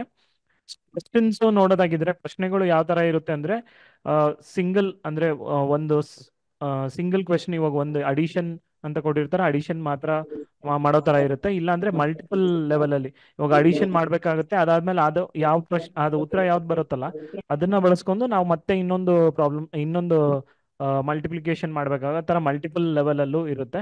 ಸೊ ಸಿಂಗಲ್ ಲೆವೆಲ್ ಮತ್ತೆ ಮಲ್ಟಿಪಲ್ ಲೆವೆಲ್ ಅಲ್ಲೂ ಪ್ರಶ್ನೆಗಳು ಇರ್ಬೋದು ನ್ಯಾಸ್ ಅಲ್ಲಿ. ಸೊ ಅದಕ್ಕೂ ನಾವು ಅವ್ರಿಗೆ ಟ್ರೈನಿಂಗ್ ಕೊಡ್ಬೋದು. ಮತ್ತೆ ಇವಾಗ ನ್ಯಾಸ್ ಅಲ್ಲಿ ಎಲ್ಲ ಪದರೂಪದ ಸಮಸ್ಯೆ ಪ್ರಾಬ್ಲಮ್ಸ್ಗಳೇ ಹೆಚ್ಚಿಗೆ ಇರುತ್ತೆ. ಸೊ ವರ್ಡ್ ಪ್ರಾಬ್ಲಮ್ಸ್ ಹೆಚ್ಚಿಗೆ ಇರುತ್ತೆ. ಸೊ ಆ ವರ್ಡ್ ಪ್ರಾಬ್ಲಮ್ಸ್ ನ ಹೆಂಗೆ ಸಾಲ್ವ್ ಮಾಡಬೇಕು ಅಂತ ನೋಡಿದ್ರೆ, ಫಾರ್ ಎಕ್ಸಾಂಪಲ್ ಇಲ್ಲಿರೋ ವರ್ಡ್ ಪ್ರಾಬ್ಲಮ್ಸ್ ನ ತಗೊಂಡ್ರೆ ಆ ವರ್ಡ್ ಪ್ರಾಬ್ಲಮ್ ಅಲ್ಲಿ ಫಸ್ಟ್ ನಾವು ಫಂಡಮೆಂಟಲ್ ಆಪರೇಷನ್, ಇವಾಗ ಅಡಿಷನ್, ಸಬ್ಟ್ರಾಕ್ಷನ್, ಮಲ್ಟಿಪ್ಲಿಕೇಶನ್ ಅದ್ರ ಬಗ್ಗೆ ಅವ್ರಿಗೆ ಮೇನ್ ಆಗಿ ಗೊತ್ತಿರುತ್ತೆ ಪ್ರಾಬ್ಲಮ್ ಸಾಲ್ವ್ ಮಾಡೋಕ್ ಮುಂಚೆ. ಮತ್ತೆ ಅದೇ ರೀತಿಯಲ್ಲಿ ಇವಾಗ ಇದು ಮನಿ ಕನೆಕ್ಟೆಡ್ ಆಗಿದೆ ಪ್ರಾಬ್ಲಮ್ಸ್. ಸೊ ಅದರಿಂದ ನಾವು ಆ ಕನ್ವರ್ಷನ್ ಆಫ್ ಮನಿ, ಇವಾಗ ಪೈಸಾ ಇಂದ ರುಪೀಸ್ಗೆ, ರುಪೀಸ್ ಇಂದ ಪೈಸಾಗೆ ಕನ್ವರ್ಷನ್ ಆಗಿರೋ ಅದ್ರ ಬಗ್ಗೆ ಅವ್ರಿಗೆ ಒಂದು ನಾಲೆಜ್ ಇರಬೇಕಾಗುತ್ತೆ. ಮತ್ತೆ ಯಾವ ಆಪರೇಷನ್ ಮಾಡಬೇಕು, ಅಡಿಷನ್ ಮಾಡ್ಬೇಕಾ ಇಲ್ಲ ಸಬ್ಟ್ರಾಕ್ಷನ್ ಮಾಡ್ಬೇಕಾ ಇಲ್ಲ ಮಲ್ಟಿಪ್ಲಿಕೇಶನ್ ಮಾಡ್ಬೇಕಾ ಅಂತ ಅವರು ಐಡೆಂಟಿಫೈ ಮಾಡ್ಬೇಕಾಗುತ್ತೆ ಇಲ್ಲಿ. ಮತ್ತೆ ಆ ಪದರೂಪದ ಸಮಸ್ಯೆಯನ್ನು ಸಾಲ್ವ್ ಮಾಡೋಕ್ಕೆ ನಾವು 3 ಡಿಫ್ರೆಂಟ್ ಮೆಥಡ್ಸ್ನ ಯೂಸ್ ಮಾಡ್ಬೋದು. ಒಂದು ಅಂದ್ರೆ ಇವಾಗ ನಾವು ಪ್ರಾಬ್ಲಮ್ನ ನಾವು ಒಂದು ಆಕ್ಟ್ ಮಾಡಿ ತೋರಿಸ್ಬೋದು, ಡ್ರಾಮಾ ತರ ಆಕ್ಟ್ ಮಾಡಿ ತೋರಿಸ್ಬೋದು. ಸೊ ಇಲ್ಲ ಅಂದ್ರೆ ಒಂದಷ್ಟು ಐಕಾನ್ಸ್ ಇಟ್ಬಿಟ್ಟು ಅದನ್ನ ಯೂಸ್ ಮಾಡಿ ಆ ಪ್ರಾಬ್ಲಮ್ನ ಸಾಲ್ವ್ ಮಾಡ್ಬೋದು. ಇಲ್ಲ ಅಂದ್ರೆ ಅದನ್ನ ಸಿಂಬಲ್ಸ್ ಮಾಡಿ ನಾರ್ಮಲ್ ಆಗಿ ನಾವು ಹೆಂಗ್ ಸಾಲ್ವ್ ಮಾಡ್ತೀವಲ್ಲ ಆ ವರ್ಡ್ ಪ್ರಾಬ್ಲಮ್ಸ್ನ ಆ ರೀತಿಯಲ್ಲಿ ಅವ್ರಿಗೆ ಸಾಲ್ವ್ ಮಾಡಿ, ಈ ತರ ಬೇರೆ ಬೇರೆ ಡಿಫ್ರೆಂಟ್ ಮೆಥಡ್ಸ್ನ ಯೂಸ್ ಮಾಡಿ ಅವ್ರಿಗೆ ವರ್ಡ್ ಪ್ರಾಬ್ಲಮ್ಸ್ನ ಸಾಲ್ವ್ ಮಾಡಿ ಕೊಡ್ಬೋದು. ಇವಾಗ ಏನೇನ್ ಸ್ಟೆಪ್ಸ್ ನಾವು ಫಾಲೋ ಮಾಡಬೇಕು ಅಂತ, ಇವಾಗ ವರ್ಡ್ ಪ್ರಾಬ್ಲಮ್ ಸಾಲ್ವ್ ಮಾಡುವಾಗ ಏನೇನ್ ಸ್ಟೆಪ್ಸ್ ಫಾಲೋ ಮಾಡ್ಬೇಕಂದ್ರೆ, ಫಸ್ಟ್ ಆ ಪ್ರಾಬ್ಲಮ್ ನಾವು ಓದ್ಬೇಕಾಗುತ್ತೆ 2-3 ಸತಿ. ಮತ್ತೆ ಆ ಪ್ರಾಬ್ಲಮ್ ಅಲ್ಲಿ ಏನ್ ಇನ್ಫಾರ್ಮೇಶನ್ ಅವ್ರು ಕೊಟ್ಟಿದಾರಲ್ಲ ಅದನ್ನ ಅರ್ಥ ಮಾಡ್ಕೋಬೇಕು. ಮತ್ತೆ ಅರ್ಥ ಮಾಡ್ಕೊಂಡು ಆ ಪ್ರಾಬ್ಲಮ್ನ ನಾವು ಅದನ್ನ ಡಿವೈಡ್ ಮಾಡ್ಬೇಕಾಗುತ್ತೆ, ಬ್ರೇಕ್ ಮಾಡಿ. ಸೊ ಫಸ್ಟ್ ಅಲ್ಲಿ ಏನ್ ಹೇಳಿದ್ದಾರೆ ಅಂತ ಸಣ್ಣ ಸಣ್ಣ ಪೋರ್ಷನ್ ಆಗಿ ಅದನ್ನ ಬ್ರೇಕ್ ಮಾಡ್ಬೇಕಾಗುತ್ತೆ. ಬ್ರೇಕ್ ಮಾಡಿ ವ್ಯಾಲ್ಯೂಸ್ ಯಾವ ಆ ಪ್ರಾಬ್ಲಮ್ ಇಂದ ಏನನ್ನ ಕಂಡುಹಿಡಿಬೇಕು ಅನ್ನೋದನ್ನ ನಾವು ಫಸ್ಟು ಅರ್ಥ ಮಾಡ್ಕೋಬೇಕಾಗುತ್ತೆ. ಮತ್ತೆ ಅದಾದ್ಮೇಲೆ ನಾವು ಕ್ಯಾಲ್ಕುಲೇಷನ್ಗೆ ಹೋಗ್ಬೇಕು, ಅಡಿಷನ್ ಮಾಡ್ಬೇಕಾ ಇಲ್ಲ ಸಬ್ಟ್ರಾಕ್ಷನ್ ಮಾಡೋ. ಲಾಸ್ಟಲ್ಲಿ ಅವರು ಏನನ್ನ ಕಂಡುಹಿಡಿಯಕ್ಕೆ ಹೇಳಿದ್ದಾರೆ, ಎಷ್ಟು ಹಣ ಇದೆ ಟೋಟಲ್ ಮೊತ್ತ, ಮನಿ ಎಷ್ಟು ಟೋಟಲ್ ಇದೆ ಅನ್ನೋದನ್ನ ಕಂಡುಹಿಡಿಯಕ್ಕೆ ಹೇಳಿದ್ದಾರೆ ಅಂತ ಫಸ್ಟ್ ಐಡೆಂಟಿಫೈ ಮಾಡಿ ಆಮೇಲೆ ಕ್ಯಾಲ್ಕುಲೇಷನ್ ಸ್ಟೆಪ್ಗೆ ಹೋಗ್ಬೇಕಾಗುತ್ತೆ. ಅದಾದ್ಮೇಲೆ ಲಾಸ್ಟಲ್ಲಿ ನಾವು ಸಾಲ್ವ್ ಮಾಡಿ ಇದು ಕರೆಕ್ಟಾಗಿ ಇದೆಯಾ ಅಂತ ವೆರಿಫೈ ಮಾಡಬೇಕು. ಸೊ ಈ ರೀತಿಯಲ್ಲಿ ನಾವು ಸ್ಟೆಪ್ಸ್ನ ಫಾಲೋ ಮಾಡಿದ್ರೆ ಅವ್ರಿಗೆ ವರ್ಡ್ ಪ್ರಾಬ್ಲಮ್ ಸಾಲ್ವ್ ಮಾಡೋಕ್ಕೆ ಈಸಿ ಆಗುತ್ತೆ ಅಂತ ಒಂದಷ್ಟು ಡೀಟೇಲ್ ಆಗಿ ಹಾಕಿದ್ವಿ. ಸೊ ಆಲ್ರೆಡಿ ಸರ್ ಇವಾಗ ಡಿಸ್ಕಸ್ ಮಾಡಿದ್ದಾರೆ ಎಕ್ಸ್ಪೀರಿಯನ್ಷಿಯಲ್ ಲರ್ನಿಂಗ್ ಅಂದ್ರೆ ಏನು, ಅನುಭವಾತ್ಮಕ ಬೋಧನಾ ಕಲಿಕೆ ಅಂದ್ರೆ ಏನು ಅಂತ. ಸೊ ಅದರಲ್ಲಿ 4 ಅಂಶಗಳು ಇರುತ್ತೆ ಅಂತ: experience, reflect, think, act. So ನಿಮ್ಮ ಬುಕ್ಲೆಟ್ ಅಲ್ಲೂ ಅದ್ರ ಬಗ್ಗೆ ಡೀಟೇಲ್ ಆಗಿ ಕೊಟ್ಟಿದ್ದಾರೆ. ಸೊ ಅದನ್ನು ನೀವು ಸ್ಟ್ರೆಸ್ ಮಾಡಿ ಹೇಳಿ. ಸೊ ಮತ್ತೆ ಸಂಚಲನ ಹ್ಯಾಂಡ್ ಬುಕ್ ಅಲ್ಲಿ ಬಂದ್ರೆ ಮೇಯ್ನ್ ಆಗಿ 5 ಅಂಶಗಳು ಇದಾವೆ. ಮೇನ್ ಇಂಪಾರ್ಟೆಂಟ್ ಫೀಚರ್ಸ್ 5 ಇದಾವೆ. ಫಸ್ಟ್, ನೀವು ಸಂಚಲನ ಹ್ಯಾಂಡ್ ಬುಕ್ ಆಲ್ರೆಡಿ ನಿಮ್ಗೆಲ್ಲರಿಗೂ ಸಿಕ್ಕಿರುತ್ತೆ. ಸೊ ಅದ್ರಲ್ಲಿ ನೋಡಿದ್ರೆ ಫಸ್ಟ್ ಕಲಿಕಾ ಫಲಗಳು, ಅದು ಏನ್ ಜುಲೈ ಮತ್ತೆ ಸೆಪ್ಟೆಂಬರ್ ಮಂತ್ಗೆ ಏನೇನು ಕಲಿಕಾ ಫಲಗಳನ್ನ ಫೋಕಸ್ ಮಾಡಬೇಕು ಅಂತ ಆ ಕಲಿಕಾ ಫಲಗಳನ್ನ ತರಗತಿವಾರು ಲಿಸ್ಟ್ ಮಾಡಿ ಇಟ್ಟಿದೀವಿ. ಸೊ ಆ ಕಲಿಕಾ ಫಲಗಳಿಗೆ ಯಾವ ಲೆಸನ್ ಪ್ಲಾನ್ ಆಕ್ಟಿವಿಟೀಸ್ ಏನ್ ಮಾಡ್ಬೋದು ಅಂತ ಒಂದು QR ಕೋಡ್ ಕೊಟ್ಟಿದ್ವಿ. ಆ QR ಕೋಡ್ನ ನೀವು ಸ್ಕ್ಯಾನ್ ಮಾಡಿದ್ರೆ ನಿಮಗೆ ಅದಕ್ಕೆ ಕನೆಕ್ಟೆಡ್ ಆಗಿರೋ ರಿಸೋರ್ಸಸ್ ಸಿಗುತ್ತೆ. ಸೊ ಅದಾದ್ಮೇಲೆ ಪ್ರಾಜೆಕ್ಟ್ ಬೇಸ್ಡ್ ಲರ್ನಿಂಗ್ PBLs ಯಾವ್ದು ಅದಕ್ಕೆ ಕಲಿಕಾ ಫಲಕ್ಕೆ ಕನೆಕ್ಟೆಡ್ ಆಗಿದೆ. ಮತ್ತೆ ಎಕ್ಸ್ಪ್ಲೇನರ್ ವಿಡಿಯೋಸ್, ಮತ್ತೆ ಅಭ್ಯಾಸ ಹಾಳೆಗಳು, ವರ್ಕ್ಶೀಟ್. ಸೊ ಇದೆಲ್ಲ QR ಕೋಡ್ ಹಾಕಿದ್ವಿ. ಆ QR ಕೋಡ್ ಅಲ್ಲಿ ನೀವು ಸ್ಕ್ಯಾನ್ ಮಾಡಿದ್ರೆ ನಿಮ್ಗೆ ಸಿಗುತ್ತೆ. ಮತ್ತೆ ಅದಾದ ನಂತರ ಫನ್ ಪಜಲ್ಸ್ ಮತ್ತೆ ಮ್ಯಾಥ್ ಪಜಲ್ಸ್ ಅಂತ ಒಂದು ಹೆಡ್ಡಿಂಗ್ ಇದೆ. ಆ ಮ್ಯಾಥ್ ಪಜಲ್ಸ್ ಅಲ್ಲಿ ಇವಾಗ ಸರ್ ಅಜೆಂಡಾದಲ್ಲಿ ಐಸ್ ಬ್ರೇಕಿಂಗ್ ಸೆಷನ್ ಮಾಡ್ಬೋದು ಅಂತ. ಸೊ ಈ ಐಸ್ ಬ್ರೇಕಿಂಗ್ ಸೆಷನ್ಗೆ ನೀವು ಈ ಮ್ಯಾಥ್ ಪಜಲ್ಸ್ಗಳನ್ನ ಬಳಸಿ ಅದನ್ನೇ ನೀವು ಐಸ್ ಬ್ರೇಕಿಂಗ್ ಸೆಷನ್ ಆಗಿ ಕಂಡಕ್ಟ್ ಮಾಡ್ಬೋದು. ಸೊ ಅದಾದ ನಂತರ ಗ್ರೇಡ್ ವೈಸ್ ತರಗತಿವಾರು ಆಕ್ಟಿವಿಟಿ, ಸಂಚಲನ ಸೆಂಟರ್ಸ್ ಅಲ್ಲಿ ನೀವು ಏನೇನು ಆಕ್ಟಿವಿಟೀಸ್ ಮಾಡಬೇಕು ಅಂತ. ಸೊ ಆ ಆಕ್ಟಿವಿಟೀಸ್ ಅಲ್ಲೂ detail step by step instructions ಇದೆ. ಸೊ ಇನ್ಸ್ಟ್ರಕ್ಷನ್ ನೀವು ನೋಡಿ ಅದನ್ನ ಆಕ್ಟಿವಿಟೀಸ್ನ TLMsನ ಕ್ರಿಯೇಟ್ ಮಾಡ್ಕೊಂಡು ಹೋಗ್ಬೋದು. ಮತ್ತೆ teaching learning material TLMs create ಮಾಡೋಕ್ಕೆ ಸಜೆಸ್ಟೆಡ್ TLMs ಗ್ರೇಡ್ ವೈಸ್ ಏನಿದೆಯಲ್ಲ ಅದಕ್ಕೆ QR ಕೋಡ್ ಹಾಕಿದ್ವಿ. ಅದನ್ನ ಸ್ಕ್ಯಾನ್ ಮಾಡಿ ನೀವು ಅದು ಹೆಂಗೆ ಮಾಡೋದು ಅಂತ ನೋಡ್ಬೋದು. ಮತ್ತೆ ಲಾಸ್ಟಲ್ಲಿ ಪದರೂಪದ ಸಮಸ್ಯೆಗಳು, ಡಿಸ್ಕಸ್ ಅಂಡ್ ಸಾಲ್ವ್ ಅಂತ. ಸೊ ಪದರೂಪದ ಸಮಸ್ಯೆಗಳು ವರ್ಡ್ ಪ್ರಾಬ್ಲಮ್ಸ್ ಹಾಕಿದ್ವಿ. ಆ ವರ್ಡ್ ಪ್ರಾಬ್ಲಮ್ಸು 2-3 ಲೇಯರ್ಸ್ ಅಲ್ಲಿ ಒಂದು ಸ್ವಲ್ಪ difficult up level word problems ಇದಾವೆ. ಅದನ್ನ ನೀವು ಸಂಚಲನ ಸೆಂಟರ್ ಅಲ್ಲಿ ಡಿಸ್ಕಸ್ ಮಾಡ್ಬೋದು, ಅದನ್ನ ಸಾಲ್ವ್ ಮಾಡಕ್ ಟ್ರೈ ಮಾಡ್ಬೋದು. ಸೊ ಈ ರೀತಿ ಇರುತ್ತೆ ಲರ್ನಿಂಗ್ ಔಟ್ಕಮ್ಸ್. ನಾನು ಅವಾಗಲೇ ಹೇಳ್ದಂಗೆ ಲರ್ನಿಂಗ್ ಔಟ್ಕಮ್ಸ್ ಗ್ರೇಡ್ ವೈಸ್ ಇವಾಗ ಗ್ರೇಡ್ 4 ಅದರಲ್ಲಿ ಕಲಿಕಾ ಫಲಗಳು ಏನಿದೆ, ಮತ್ತೆ ಅದಕ್ಕೆ ಕನೆಕ್ಟೆಡ್ ಆಗಿರುವ ಆಕ್ಟಿವಿಟೀಸು, ಮತ್ತೆ ವರ್ಕ್ಶೀಟು, ಮತ್ತೆ PBLs, ಮತ್ತೆ ಎಕ್ಸ್ಪ್ಲೇನರ್ ವಿಡಿಯೋಸ್ ಏನೇನಿದೆ ಅಂತ ಅದು QR ಕೋಡ್ ಹಾಕಿರ್ತೀವಿ. ಮತ್ತೆ ಇದು fun puzzles. So fun puzzles ಅಲ್ಲಿ ಇವಾಗ ಈ ತರ ಒಂದು ಫನ್ ಪಜಲ್ ಇದೆ. ಸೊ ಕ್ರಿಯೇಟ್ 4x4 ಗ್ರಿಡ್, ಮತ್ತೆ ಅದರಲ್ಲಿ ನಂಬರ್ಸ್ನ 1 to 16 ವರೆಗೂ ಫಿಲ್ ಮಾಡಬೇಕು. ಸೊ ಈ ಫಿಲ್ ಮಾಡುವಾಗ ಎಲ್ಲಾ ಕಡೆ ಅದರ ಸಮ್ ಮತ್ತೆ ಆಡ್ ಮಾಡುವಾಗ ಅದ್ರದ್ದು ಸಮ್ ಬಂದ್ಬಿಟ್ಟು ಈಕ್ವಲ್ ಆಗಿರ್ಬೇಕು. ಸೊ ರೋ ವೈಸ್ ಆಗಿರ್ಲಿ ಇಲ್ಲ ಕಾಲಮ್ ವೈಸ್ ಆಗಿರ್ಲಿ ಡಯಾಗ್ನಲ್. ಸೊ ಈ ತರ ನಂಬರ್ಸ್ನ ನಾವು ಫಿಲ್ ಮಾಡಿದ್ವಿ. ಸೊ ಇದನ್ನ ನೀವು ಯೂಸ್ ಮಾಡಿ ಐಸ್ ಬ್ರೇಕರ್ ಮಾಡ್ಬೋದು. ಸೊ ಇನ್ನೊಂದು ಫನ್ ಪಜಲ್ ಏನಿದೆ ಅಂದ್ರೆ ಕ್ರಾಸ್ವರ್ಡ್ ಪಜಲ್ನ ನೀವು ಕ್ರಿಯೇಟ್ ಮಾಡಬೇಕು. ಸೊ ಆ ಪಜಲ್ ಅಲ್ಲಿ ಮ್ಯಾಕ್ಸಿಮಮ್ ಪ್ರಶ್ನೆಗಳು ಯಾವ ತರ ಇರ್ಬೇಕಂದ್ರೆ addition problems, simple addition problems ಇರಬೇಕು. ಸೊ ಈ ರೀತಿ ಒಂದು ಕ್ರಾಸ್ವರ್ಡ್ ಪಜಲ್ಸ್ನ ಒಂದು ಚೌಕಳಿ ಹಾಳೆಯಲ್ಲಿ ನೀವು ಮಾಡಿ ಅದರಲ್ಲಿ ನಂಬರ್ಸ್ ಹಾಕ್ಬಿಟ್ಟು ಅದನ್ನ ಆನ್ಸರ್ಸ್ ಏನಿದೆಯಲ್ಲ ಇರೇಸ್ ಮಾಡಿ ಅವ್ರಿಗೆ ಕೊಡ್ಬೋದು, ಇಲ್ಲ ಅವರೇ ಕ್ರಿಯೇಟ್ ಮಾಡಕ್ ಹೇಳ್ಬೋದು. ಅದಾದ್ಮೇಲೆ ರೈಟರ್ ರಿಡಲ್, ಇವಾಗ ಏನಂತ ಬರಿಬೇಕಂದ್ರೆ ರಿಡಲ್ ಅದ್ರ sum of 2 numbers, I am sum of 2 numbers 6 and 7 ಯಾರು ಅಂತ ಕೇಳುವಾಗ ಸೊ ಈ ತರ ಪ್ರಶ್ನೆಗಳನ್ನ ನಾವು ರಿಡಲ್ ತರ ಕೇಳ್ಬೋದು. So result of age of 2 twins who are 18 years old, ಇಬ್ರಾಳು 18 ವರ್ಷ ಇತ್ತು ಅಂದ್ರೆ ಅವ್ರ ಇಬ್ರಾಳು ಏಜ್ ಅನ್ನು ಕೂಡಿಸಿದ್ರೆ ಎಷ್ಟಾಗುತ್ತೆ ಅಂತ. ಸೊ ಅದನ್ನ ರಿಡಲ್ ತರ ನಾವು ಈ ಪದ ರೂಪದಲ್ಲಿ ಕೇಳ್ತಾ ಇದೀವಿ. So total number of days in January and February during a leap year ಅಂತ ಹೇಳುವಾಗ ಅದು 2 ಡೇಸ್ನ ಕೂಡಿಸುವಾಗ ಎಷ್ಟು ಬರುತ್ತೆ ಅಂತ ಅವ್ರು ಹೇಳ್ತಾ ಹೋಗ್ತಾರೆ. ಸೊ ಇದನ್ನ fun puzzles 3 fun puzzle solve ಆಗಿರೋ ಆನ್ಸರ್ಸ್ ಇದೆ, ಇದನ್ನ ನೀವು ಯೂಸ್ ಮಾಡ್ಕೋಬಹುದು. ಸೊ ಇವಾಗ ಗ್ರೇಡ್ ವೈಸ್ ಆಕ್ಟಿವಿಟೀಸ್ ಗ್ರೇಡ್ 4ಗೆ ಒಂದು ಆಕ್ಟಿವಿಟಿ ಹಾಕಿದ್ವಿ ಅಂದ್ರೆ ಸರ್ಕಲ್ಸ್ ಬಗ್ಗೆ, ಸರ್ಕಲ್ ಕಾನ್ಸೆಪ್ಟ್ ಬಗ್ಗೆ. ಸೊ ಅದನ್ನ ಮಾಡಕ್ ಬೇಕಾಗಿರೋ ಮೆಟೀರಿಯಲ್ಸ್ ಈ ರೀತಿ ಇದೆ. Sheet of paper. ಸೊ ಆ ಪೇಪರ್ನ ತಗೊಂಡು ನಾವು ಒಂದು ಸತಿ ಫೋಲ್ಡ್ ಮಾಡಬೇಕು, ಒಂದ್ರ ಮೇಲೆ ಒಂದು ಓವರ್ಲ್ಯಾಪ್ ಆಗೋ ಥರ. ಆ ಫೋಲ್ಡ್ ಮಾಡಿರೋ ಒಂದು ಫೋಲ್ಡ್ ಇದೆಯಲ್ಲ, ಆ ಫೋಲ್ಡ್ ಅಲ್ಲಿ ಒಂದು ಡಾಟೆಡ್ ಲೈನ್ ಹಾಕ್ಬೇಕಾಗುತ್ತೆ. ಮತ್ತೆ ಅದನ್ನ ಮತ್ತೆ ನಾವು ಇನ್ನೊಂದ್ಸತಿ ಫೋಲ್ಡ್ ಮಾಡಬೇಕು. ಫೋಲ್ಡ್ ಮಾಡೋವಾಗ ಮತ್ತೆ ಇನ್ನೊಂದು ಫೋಲ್ಡ್ ಲೈನ್ ಬರುತ್ತೆ, ಅಲ್ಲಿ ಇನ್ನೊಂದು ಡಾಟೆಡ್ ಲೈನ್ ಹಾಕಿದ್ರೆ ನಮಗೆ ಸರ್ಕಲ್ದು ಸೆಂಟರ್ ಕಂಡುಹಿಡಿಯಲಿಕ್ಕೆ ಈಸಿ ಆಗುತ್ತೆ. ಆ ಸೆಂಟರ್ನ ಮಾರ್ಕ್ ಮಾಡಿ. ಸೊ ಬೇರೆ ಬೇರೆ ಡಿಫ್ರೆಂಟ್ ಸರ್ಕ್ಯುಲರ್ ಐಟಮ್ಸ್ ಏನೇನು ಅವ್ರಿಗೆ ಸಿಗುತ್ತಲ್ಲ ಎಲ್ಲನೂ ಯೂಸ್ ಮಾಡಿ ಒಂದು ಸರ್ಕಲ್ನ ಕ್ರಿಯೇಟ್ ಮಾಡೋಕ್ಕೆ ಅವ್ರಿಗೆ ಹೇಳ್ಬೋದು ಶೀಟ್ ಆಫ್ ಪೇಪರಲ್ಲಿ. ಆ ಪ್ರತಿಯೊಂದು ಸರ್ಕಲ್ನ ಕಟ್ ಮಾಡೋಕ್ಕೆ ಹೇಳಿ, ಮತ್ತು ಆ ಪ್ರತಿಯೊಂದು ಸರ್ಕಲ್ದು ಸೆಂಟರ್ ಐಡೆಂಟಿಫೈ ಮಾಡಿ ಅದ್ರ ರೇಡಿಯಸ್ ಎಷ್ಟಿದೆ ಅಂತ ಅಳತೆ ಮಾಡೋಕ್ಕೆ ಹೇಳ್ಬೋದು, ಮತ್ತು ಡಯಾಮೀಟರ್ ಎಷ್ಟಿದೆ ಅಂತ ಅವ್ರಿಗೆ ಅಳತೆ ಮಾಡಿ ಹೇಳಿ ಅದನ್ನು ನೋಟ್ ಮಾಡ್ಬೋದು. ಸೊ ಇದನ್ನ ಒಂದು ಚಟುವಟಿಕೆ ಥರ ಅವ್ರಿಗೆ ಮಾಡಿಸ್ಬೋದು. ಮತ್ತು ಇದು ಚಟುವಟಿಕೆ ಆದಮೇಲೆ ನಿಮಗೆ ಆ ಸಂಚಲನ ಬುಕ್ಲೆಟಲ್ಲಿ ಒಂದಷ್ಟು ರಿಫ್ಲೆಕ್ಟಿವ್ ಪ್ರಶ್ನೆಗಳಿದ್ದಾವೆ. ಸೊ ಸ್ವಾವಲೋಕನ ಪ್ರಶ್ನೆಗಳು ಇದ್ದಾವೆ. ಸೊ ಆ ರಿಫ್ಲೆಕ್ಟಿವ್ ಕ್ವೆಶ್ಚನ್ಸ್ನ ನೀವು ಅಲ್ಲಿ ನಿಮ್ಮ ಸಂಚಲನ ಕೇಂದ್ರದಲ್ಲಿ ಕೇಳ್ಬೋದು. ಸೊ ಕೇಳ್ಬಿಟ್ಟು ಅವಾಗ ಏನಾಗುತ್ತೆ, ಅವ್ರಿಗೆ ಅದು ಕಾನ್ಸೆಪ್ಟ್ ಅರ್ಥ ಆಗಿದೆಯಾ ಇಲ್ವಾ ಅಂತ ಇನ್ನೂ ಡೀಟೇಲ್ ಆಗಿ ನಿಮಗೆ ಅರ್ಥ ಆಗೋಕ್ಕೆ ಆ ಥರ ಪ್ರಶ್ನೆಗಳನ್ನ ನಾವು ರಿಫ್ಲೆಕ್ಟಿವ್ ಕ್ವೆಶನ್ಸ್ನ ಕೇಳ್ಬೋದು. ಸೊ ಅದನ್ನು ಚಟುವಟಿಕೆ ಆದಮೇಲೆ ನಿಮಗೆ ಮೆನ್ಷನ್ ಮಾಡಿದ್ವಿ. ಸೊ 5ನೇ ತರಗತಿಗೆ ಫ್ರಾಕ್ಷನ್ ಅಂತ ಒಂದು ಕಾನ್ಸೆಪ್ಟ್ ತೊಗೊಂಡಿದ್ವಿ. ಅದಕ್ಕೆ ಒಂದು ಆಕ್ಟಿವಿಟಿ ಮಾಡ್ಕೊಂಡು ಈ ಥರ ಒಂದು ನಾರ್ಮಲ್ ನೋಟ್ಬುಕ್ ಹಾಳೆ ತೊಗೊಂಡು ಅದನ್ನು ಒಂದು 10 ಸೆಂಟಿಮೀಟರ್ ಒಂದು ಬ್ಲಾಕ್ ಥರ ಮಾಡಿದ್ದೀವಿ. ಅದೇ ಥರ ಒಂದು 5 ಬ್ಲಾಕ್ಸ್ನ ರೆಕ್ಟ್ಯಾಂಗ್ಯುಲರ್ ಬಾಕ್ಸ್ನ ಕ್ರಿಯೇಟ್ ಮಾಡ್ಕೊಳ್ಳಿ. ಅದನ್ನು ಮತ್ತೆ 2 ಭಾಗಗಳಾಗಿ ಮಾಡಿ, ಮತ್ತೆ ಅದನ್ನು 5 ಭಾಗಗಳಾಗಿ ಮಾಡಿ, ಅದನ್ನು 1/5 1/5 ಮತ್ತೆ ಇನ್ನೊಂದು ಬ್ಲಾಕ್ನ 10 ಭಾಗಗಳಾಗಿ ಮಾಡಿ 1/10 1/10 ಅಂತ ಬರೀಲಿಕ್ಕೆ ಹೇಳಿ. ಸೊ ಅದಾದಮೇಲೆ ಇವಾಗ ಏನು ಮಾಡ್ತೇವೆ 1/10 ಅಂತ ಆ ಪೀಸ್ ಒಂದು ಶೇಪ್. ಸೊ ಏನು ಹೇಳ್ಬೇಕಂದ್ರೆ ಎಲ್ಲ ಶೇಪ್ಸ್ ಏನು ರೆಕ್ಟ್ಯಾಂಗ್ಯುಲರ್ ಬ್ಲಾಕ್ಸ್ ತೊಗೊಂಡಿದ್ದೀವಿ ಅದು ಎಲ್ಲರೂ ಸೈಜ್ ಲೆಂತ್ ಬಂದ್ಬಿಟ್ಟು ಸೇಮ್ ಆಗಿರಬೇಕು. ಸೊ ಇವು 1/10 ಅಂತ ತೊಗೊಂಡಿದೆ. ಆ 1/10 ಯಾವುದಕ್ಕೆ ಸಮವಾಗಿರುತ್ತೆ ಅಂತ ಆ ಪೀಸ್ನ ಮೇಲೆ ನಾವು ಡ್ರ್ಯಾಗ್ ಮಾಡಿ ನೋಡ್ಬೋದು, ಯಾವುದಕ್ಕೂ ಸಮನಾಗಿಲ್ಲ. ಸೊ ಮತ್ತೆ ಇನ್ನೊಂದು ಪೀಸ್ನ 1/10 1/10 ಎರಡು 1/10 ತೊಗೊಂಡಿವಿ, 2/10 ಆಗಿರುತ್ತೆ. ಅದು ಯಾವುದಕ್ಕೆ ಸಮನಾಗಿರುತ್ತೆ ಅಂತ ಮೇಲೆ ನೋಡುವಾಗ 1/5ಗೆ ಈ ಸೇಮ್ ಆಗಿರುತ್ತೆ. So 2/10 is equal to 1/5 equivalent fraction ಅಂತ ಅವ್ರಿಗೆ ಈಕ್ವಲೆಂಟ್ ಫ್ರಾಕ್ಷನ್ ಕಾನ್ಸೆಪ್ಟ್ ಬಗ್ಗೆ ಹೇಳೋಕ್ಕೆ ಈ ಥರ ಒಂದು ಚಟುವಟಿಕೆ ಮಾಡ್ಬೋದು. ಸೊ 3/10 ಅಂತ ನೋಡುವಾಗ ಅದು ಯಾವುದು ಬರಲ್ಲ. ಮತ್ತು ಅದೇ ರೀತಿಯಲ್ಲಿ 4/10 ಅಂತ ತಗೊಳ್ಳುವಾಗ ನಮ್ಗೆ ಏನಾಗುತ್ತೆ 2/5ಗೆ ಎರಡು 1/5ಗೆ ಇದು ಸಮವಾಗಿರುತ್ತೆ ಅಂತ ಈ ಥರ. ಸೊ ಇದು 1/10 ಮಾತ್ರ ಅಲ್ಲ, ಇನ್ನು ನೀವು ಅದನ್ನು ಡಿವೈಡ್ ಮಾಡ್ತಾ ಹೋಗ್ಬೋದು. 3 ಪಾರ್ಟ್ಸ್ ಆಗಿರಲಿ 4 ಪಾರ್ಟ್ಸ್ ಆ ಥರ ಡಿವೈಡ್ ಮಾಡಿ ಈ ಥರ ಒಂದು ಸಣ್ಣ ಸ್ಲಿಪ್ನ ಯೂಸ್ ಮಾಡಿ ಫ್ರಾಕ್ಷನ್ ಕಾನ್ಸೆಪ್ಟ್ನ ಅವ್ರಿಗೆ ಹೇಳ್ಕೊಡ್ಬೋದು.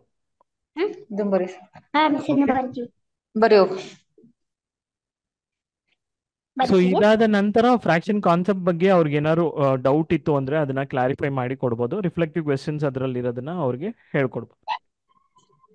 ಮತ್ತೆ ಇದಾದ ನಂತರ ಗ್ರೇಡ್ 6 ಅಲ್ಲಿ ಪ್ಲೇಯಿಂಗ್ ವಿತ್ ನಂಬರ್ಸ್ ಚಾಪ್ಟರ್ಗೆ ಒಂದು ಆಕ್ಟಿವಿಟಿ ಮಾಡಿದ್ವಿ. ಪ್ಲೇಯಿಂಗ್ ವಿತ್ ನಂಬರ್ಸ್ ಅಲ್ಲಿ ಇವಾಗ ಫ್ಯಾಕ್ಟರ್ಸ್ ಅಂದ್ರೆ ಏನು, ಮಲ್ಟಿಪಲ್ಸ್ ಅಂದ್ರೆ ಏನು ಅಂತ ಅವ್ರಿಗೆ ಒಂದು ಕಾನ್ಸೆಪ್ಟ್ ಇದೆ. ಆ ಫ್ಯಾಕ್ಟರ್ಸ್ ಮಲ್ಟಿಪಲ್ಸ್ ಬಗ್ಗೆ ಅವ್ರಿಗೆ ಅರ್ಥ ಮಾಡೋಕ್ಕೆ, ಅದಾದ್ಮೇಲೆ ಅವ್ರಿಗೆ ಕಾಮನ್ ಫ್ಯಾಕ್ಟರ್ಸ್ ಅಂದ್ರೆ ಏನು, ಕಾಮನ್ ಫ್ಯಾಕ್ಟರ್ಸ್ ಮತ್ತೆ ಕಾಮನ್ ಮಲ್ಟಿಪಲ್ಸ್, ಅದಾದ ನಂತರ LCM ಮತ್ತೆ HCF ಅದ್ರ ಬಗ್ಗೆ ಕಲಿತಾರೆ. ಸೊ ಬೇಸಿಕ್ ಆಗಿ ಫ್ಯಾಕ್ಟರ್ಸ್ ಅಂದ್ರೆ ಮಲ್ಟಿಪಲ್ಸ್ ಏನು ಅಂತ ಅರ್ಥ ಮಾಡ್ಲಿಕ್ಕೆ ಇದು ಒಂದು ಆಕ್ಟಿವಿಟಿನ ಕ್ರಿಯೇಟ್ ಮಾಡಿದೀವಿ. ಸೊ ಈ ಆಕ್ಟಿವಿಟಿಯಲ್ಲಿ ಈ ತರ ಒಂದು ನಂಬರ್ ಗ್ರಿಡ್ ಶೀಟ್ನ ರೆಡಿ ಮಾಡ್ಕೊಳ್ಳಿ. ನಂಬರ್ ಗ್ರಿಡ್ ಶೀಟ್ ಅಲ್ಲಿ ರೆಡಿ ಮಾಡಿ ಪ್ಲೇಯರ್ 1 ಪ್ಲೇಯರ್ 2 ಇಬ್ಬರು ಒಂದು ಪ್ಲೇವೇ ಮೆಥಡ್ ಅಲ್ಲಿ ಅವ್ರಿಗೆ ಇದನ್ನ ಹೇಳ್ಕೊಡ್ಬೋದು. ಸೊ ಪ್ಲೇಯರ್ 1 ಏನ್ ಮಾಡ್ಬೇಕು ಅಂದ್ರೆ ಇನ್ಸ್ಟ್ರಕ್ಷನ್ ಅವ್ರಿಗೆ ಪ್ಲೇಯರ್ 1 ಈ ತರ ಒಂದು ಸ್ಲಿಪ್ನ ಒಂದು ಪಿಂಕ್ ಕಲರ್ ಸ್ಲಿಪ್ನ ಯಾವುದೋ ಒಂದು ನಂಬರ್ ಮೇಲೆ ಇಡ್ಬೋದು. ಪ್ಲೇಯರ್ 2 ಏನ್ ಮಾಡ್ಬೇಕಂದ್ರೆ ಆ ನಂಬರ್ 12ಗೆ ಫ್ಯಾಕ್ಟರು ಇಲ್ಲಾಂದ್ರೆ ಮಲ್ಟಿಪಲ್ ಯಾವ್ದಾದ್ರು ಒಂದನ್ನ ನಂಬರ್ನ ಚೂಸ್ ಮಾಡಿ ಅದ್ರ ಮೇಲೆ ಅವ್ರ ಕಲರ್ನ ಶೇಡ್ ಮಾಡಬೇಕು. ಸೊ ಇವಾಗ ಪ್ಲೇಯರ್ 2 ಏನ್ ಮಾಡೋದು 4 ಅಂತ ಅದನ್ನ ಸೆಲೆಕ್ಟ್ ಮಾಡಿ ಆ 4 ಮೇಲೆ ಶೇಡ್ ಮಾಡ್ತಾ ಇದ್ದಾರೆ. ಅದೇ ತರ ಆ ನಂಬರ್ನ ಇಲ್ಲಿ ಬರ್ಕೋತಾ ಇದ್ದಾರೆ. ಸೊ ಇವಾಗ ಪ್ಲೇಯರ್ 1 4ಗೆ ಮಲ್ಟಿಪಲ್ ಆರ್ ಫ್ಯಾಕ್ಟರ್ನ ಕಂಡಿಡ್ಬಿಟ್ಟು ಅದನ್ನ ಪಿಂಕ್ ಕಲರ್ ಅಲ್ಲಿ ಶೇಡ್ ಮಾಡ್ಬೇಕು. ಸೊ ಇದೇ ರೀತಿಯಲ್ಲಿ ಅವರು ಶೇಡ್ ಮಾಡ್ತಾ ಹೋಗ್ತಾ ಇರ್ತಾರೆ. 77 7 ಆಯ್ತು. ಸೊ 1 7 ಅಂತ ಕೊಡುವಾಗ 1 ಮತ್ತೆ ಅದ 1ಗೆ ಇವಾಗ ಅವರು ಇದ್ ಮಾಡ್ತಾರೆ 13 ಅಂತ ಬರುತ್ತೆ. ಅದೇ ರೀತಿಯಲ್ಲಿ ಇವಾಗ 13ಗೆ ಇವಾಗ ಫ್ಯಾಕ್ಟರ್ ಮಲ್ಟಿಪಲ್ ಅಂತ ನೋಡುವಾಗ ಫ್ಯಾಕ್ಟರ್ ಆಗಲ್ಲ, ಸೊ ಮಲ್ಟಿಪಲೇ ಆಗುತ್ತೆ. ಮಲ್ಟಿಪಲ್ ಅನ್ನುವಾಗ 26 ಶೇಡ್ ಮಾಡ್ತಾರೆ. 26ಗೆ ಫ್ಯಾಕ್ಟರ್ ಅವ್ರ ಮಲ್ಟಿಪಲ್ ಯಾವ್ದಾರು, ಸೊ ಅವರು they have taken multiple 42. So 42ಗೆ multiple they have taken 84. So 21. So ಈ ರೀತಿಯಲ್ಲಿ ಅದು ದೊಡ್ಡ ಒಂದು ಸೀರೀಸ್ ಆಗಿ ಹೋಗ್ತಾ ಇರುತ್ತೆ. ಬಟ್ ಇಲ್ಲಿ ಅವ್ರು ಹೇಳ್ಬೋದು ಇವಾಗ ಹೆಂಗೆ ನಾವು ಪ್ಲೇಯರ್ 1 ಪ್ಲೇಯರ್ 2 ಯಾರೊಬ್ರು ಗೆಲ್ಲೇಬೇಕು, ಯಾರೊಬ್ರು ಯಾರೊಬ್ರು ವಿನ್ ಮಾಡಲೇಬೇಕಲ್ಲ.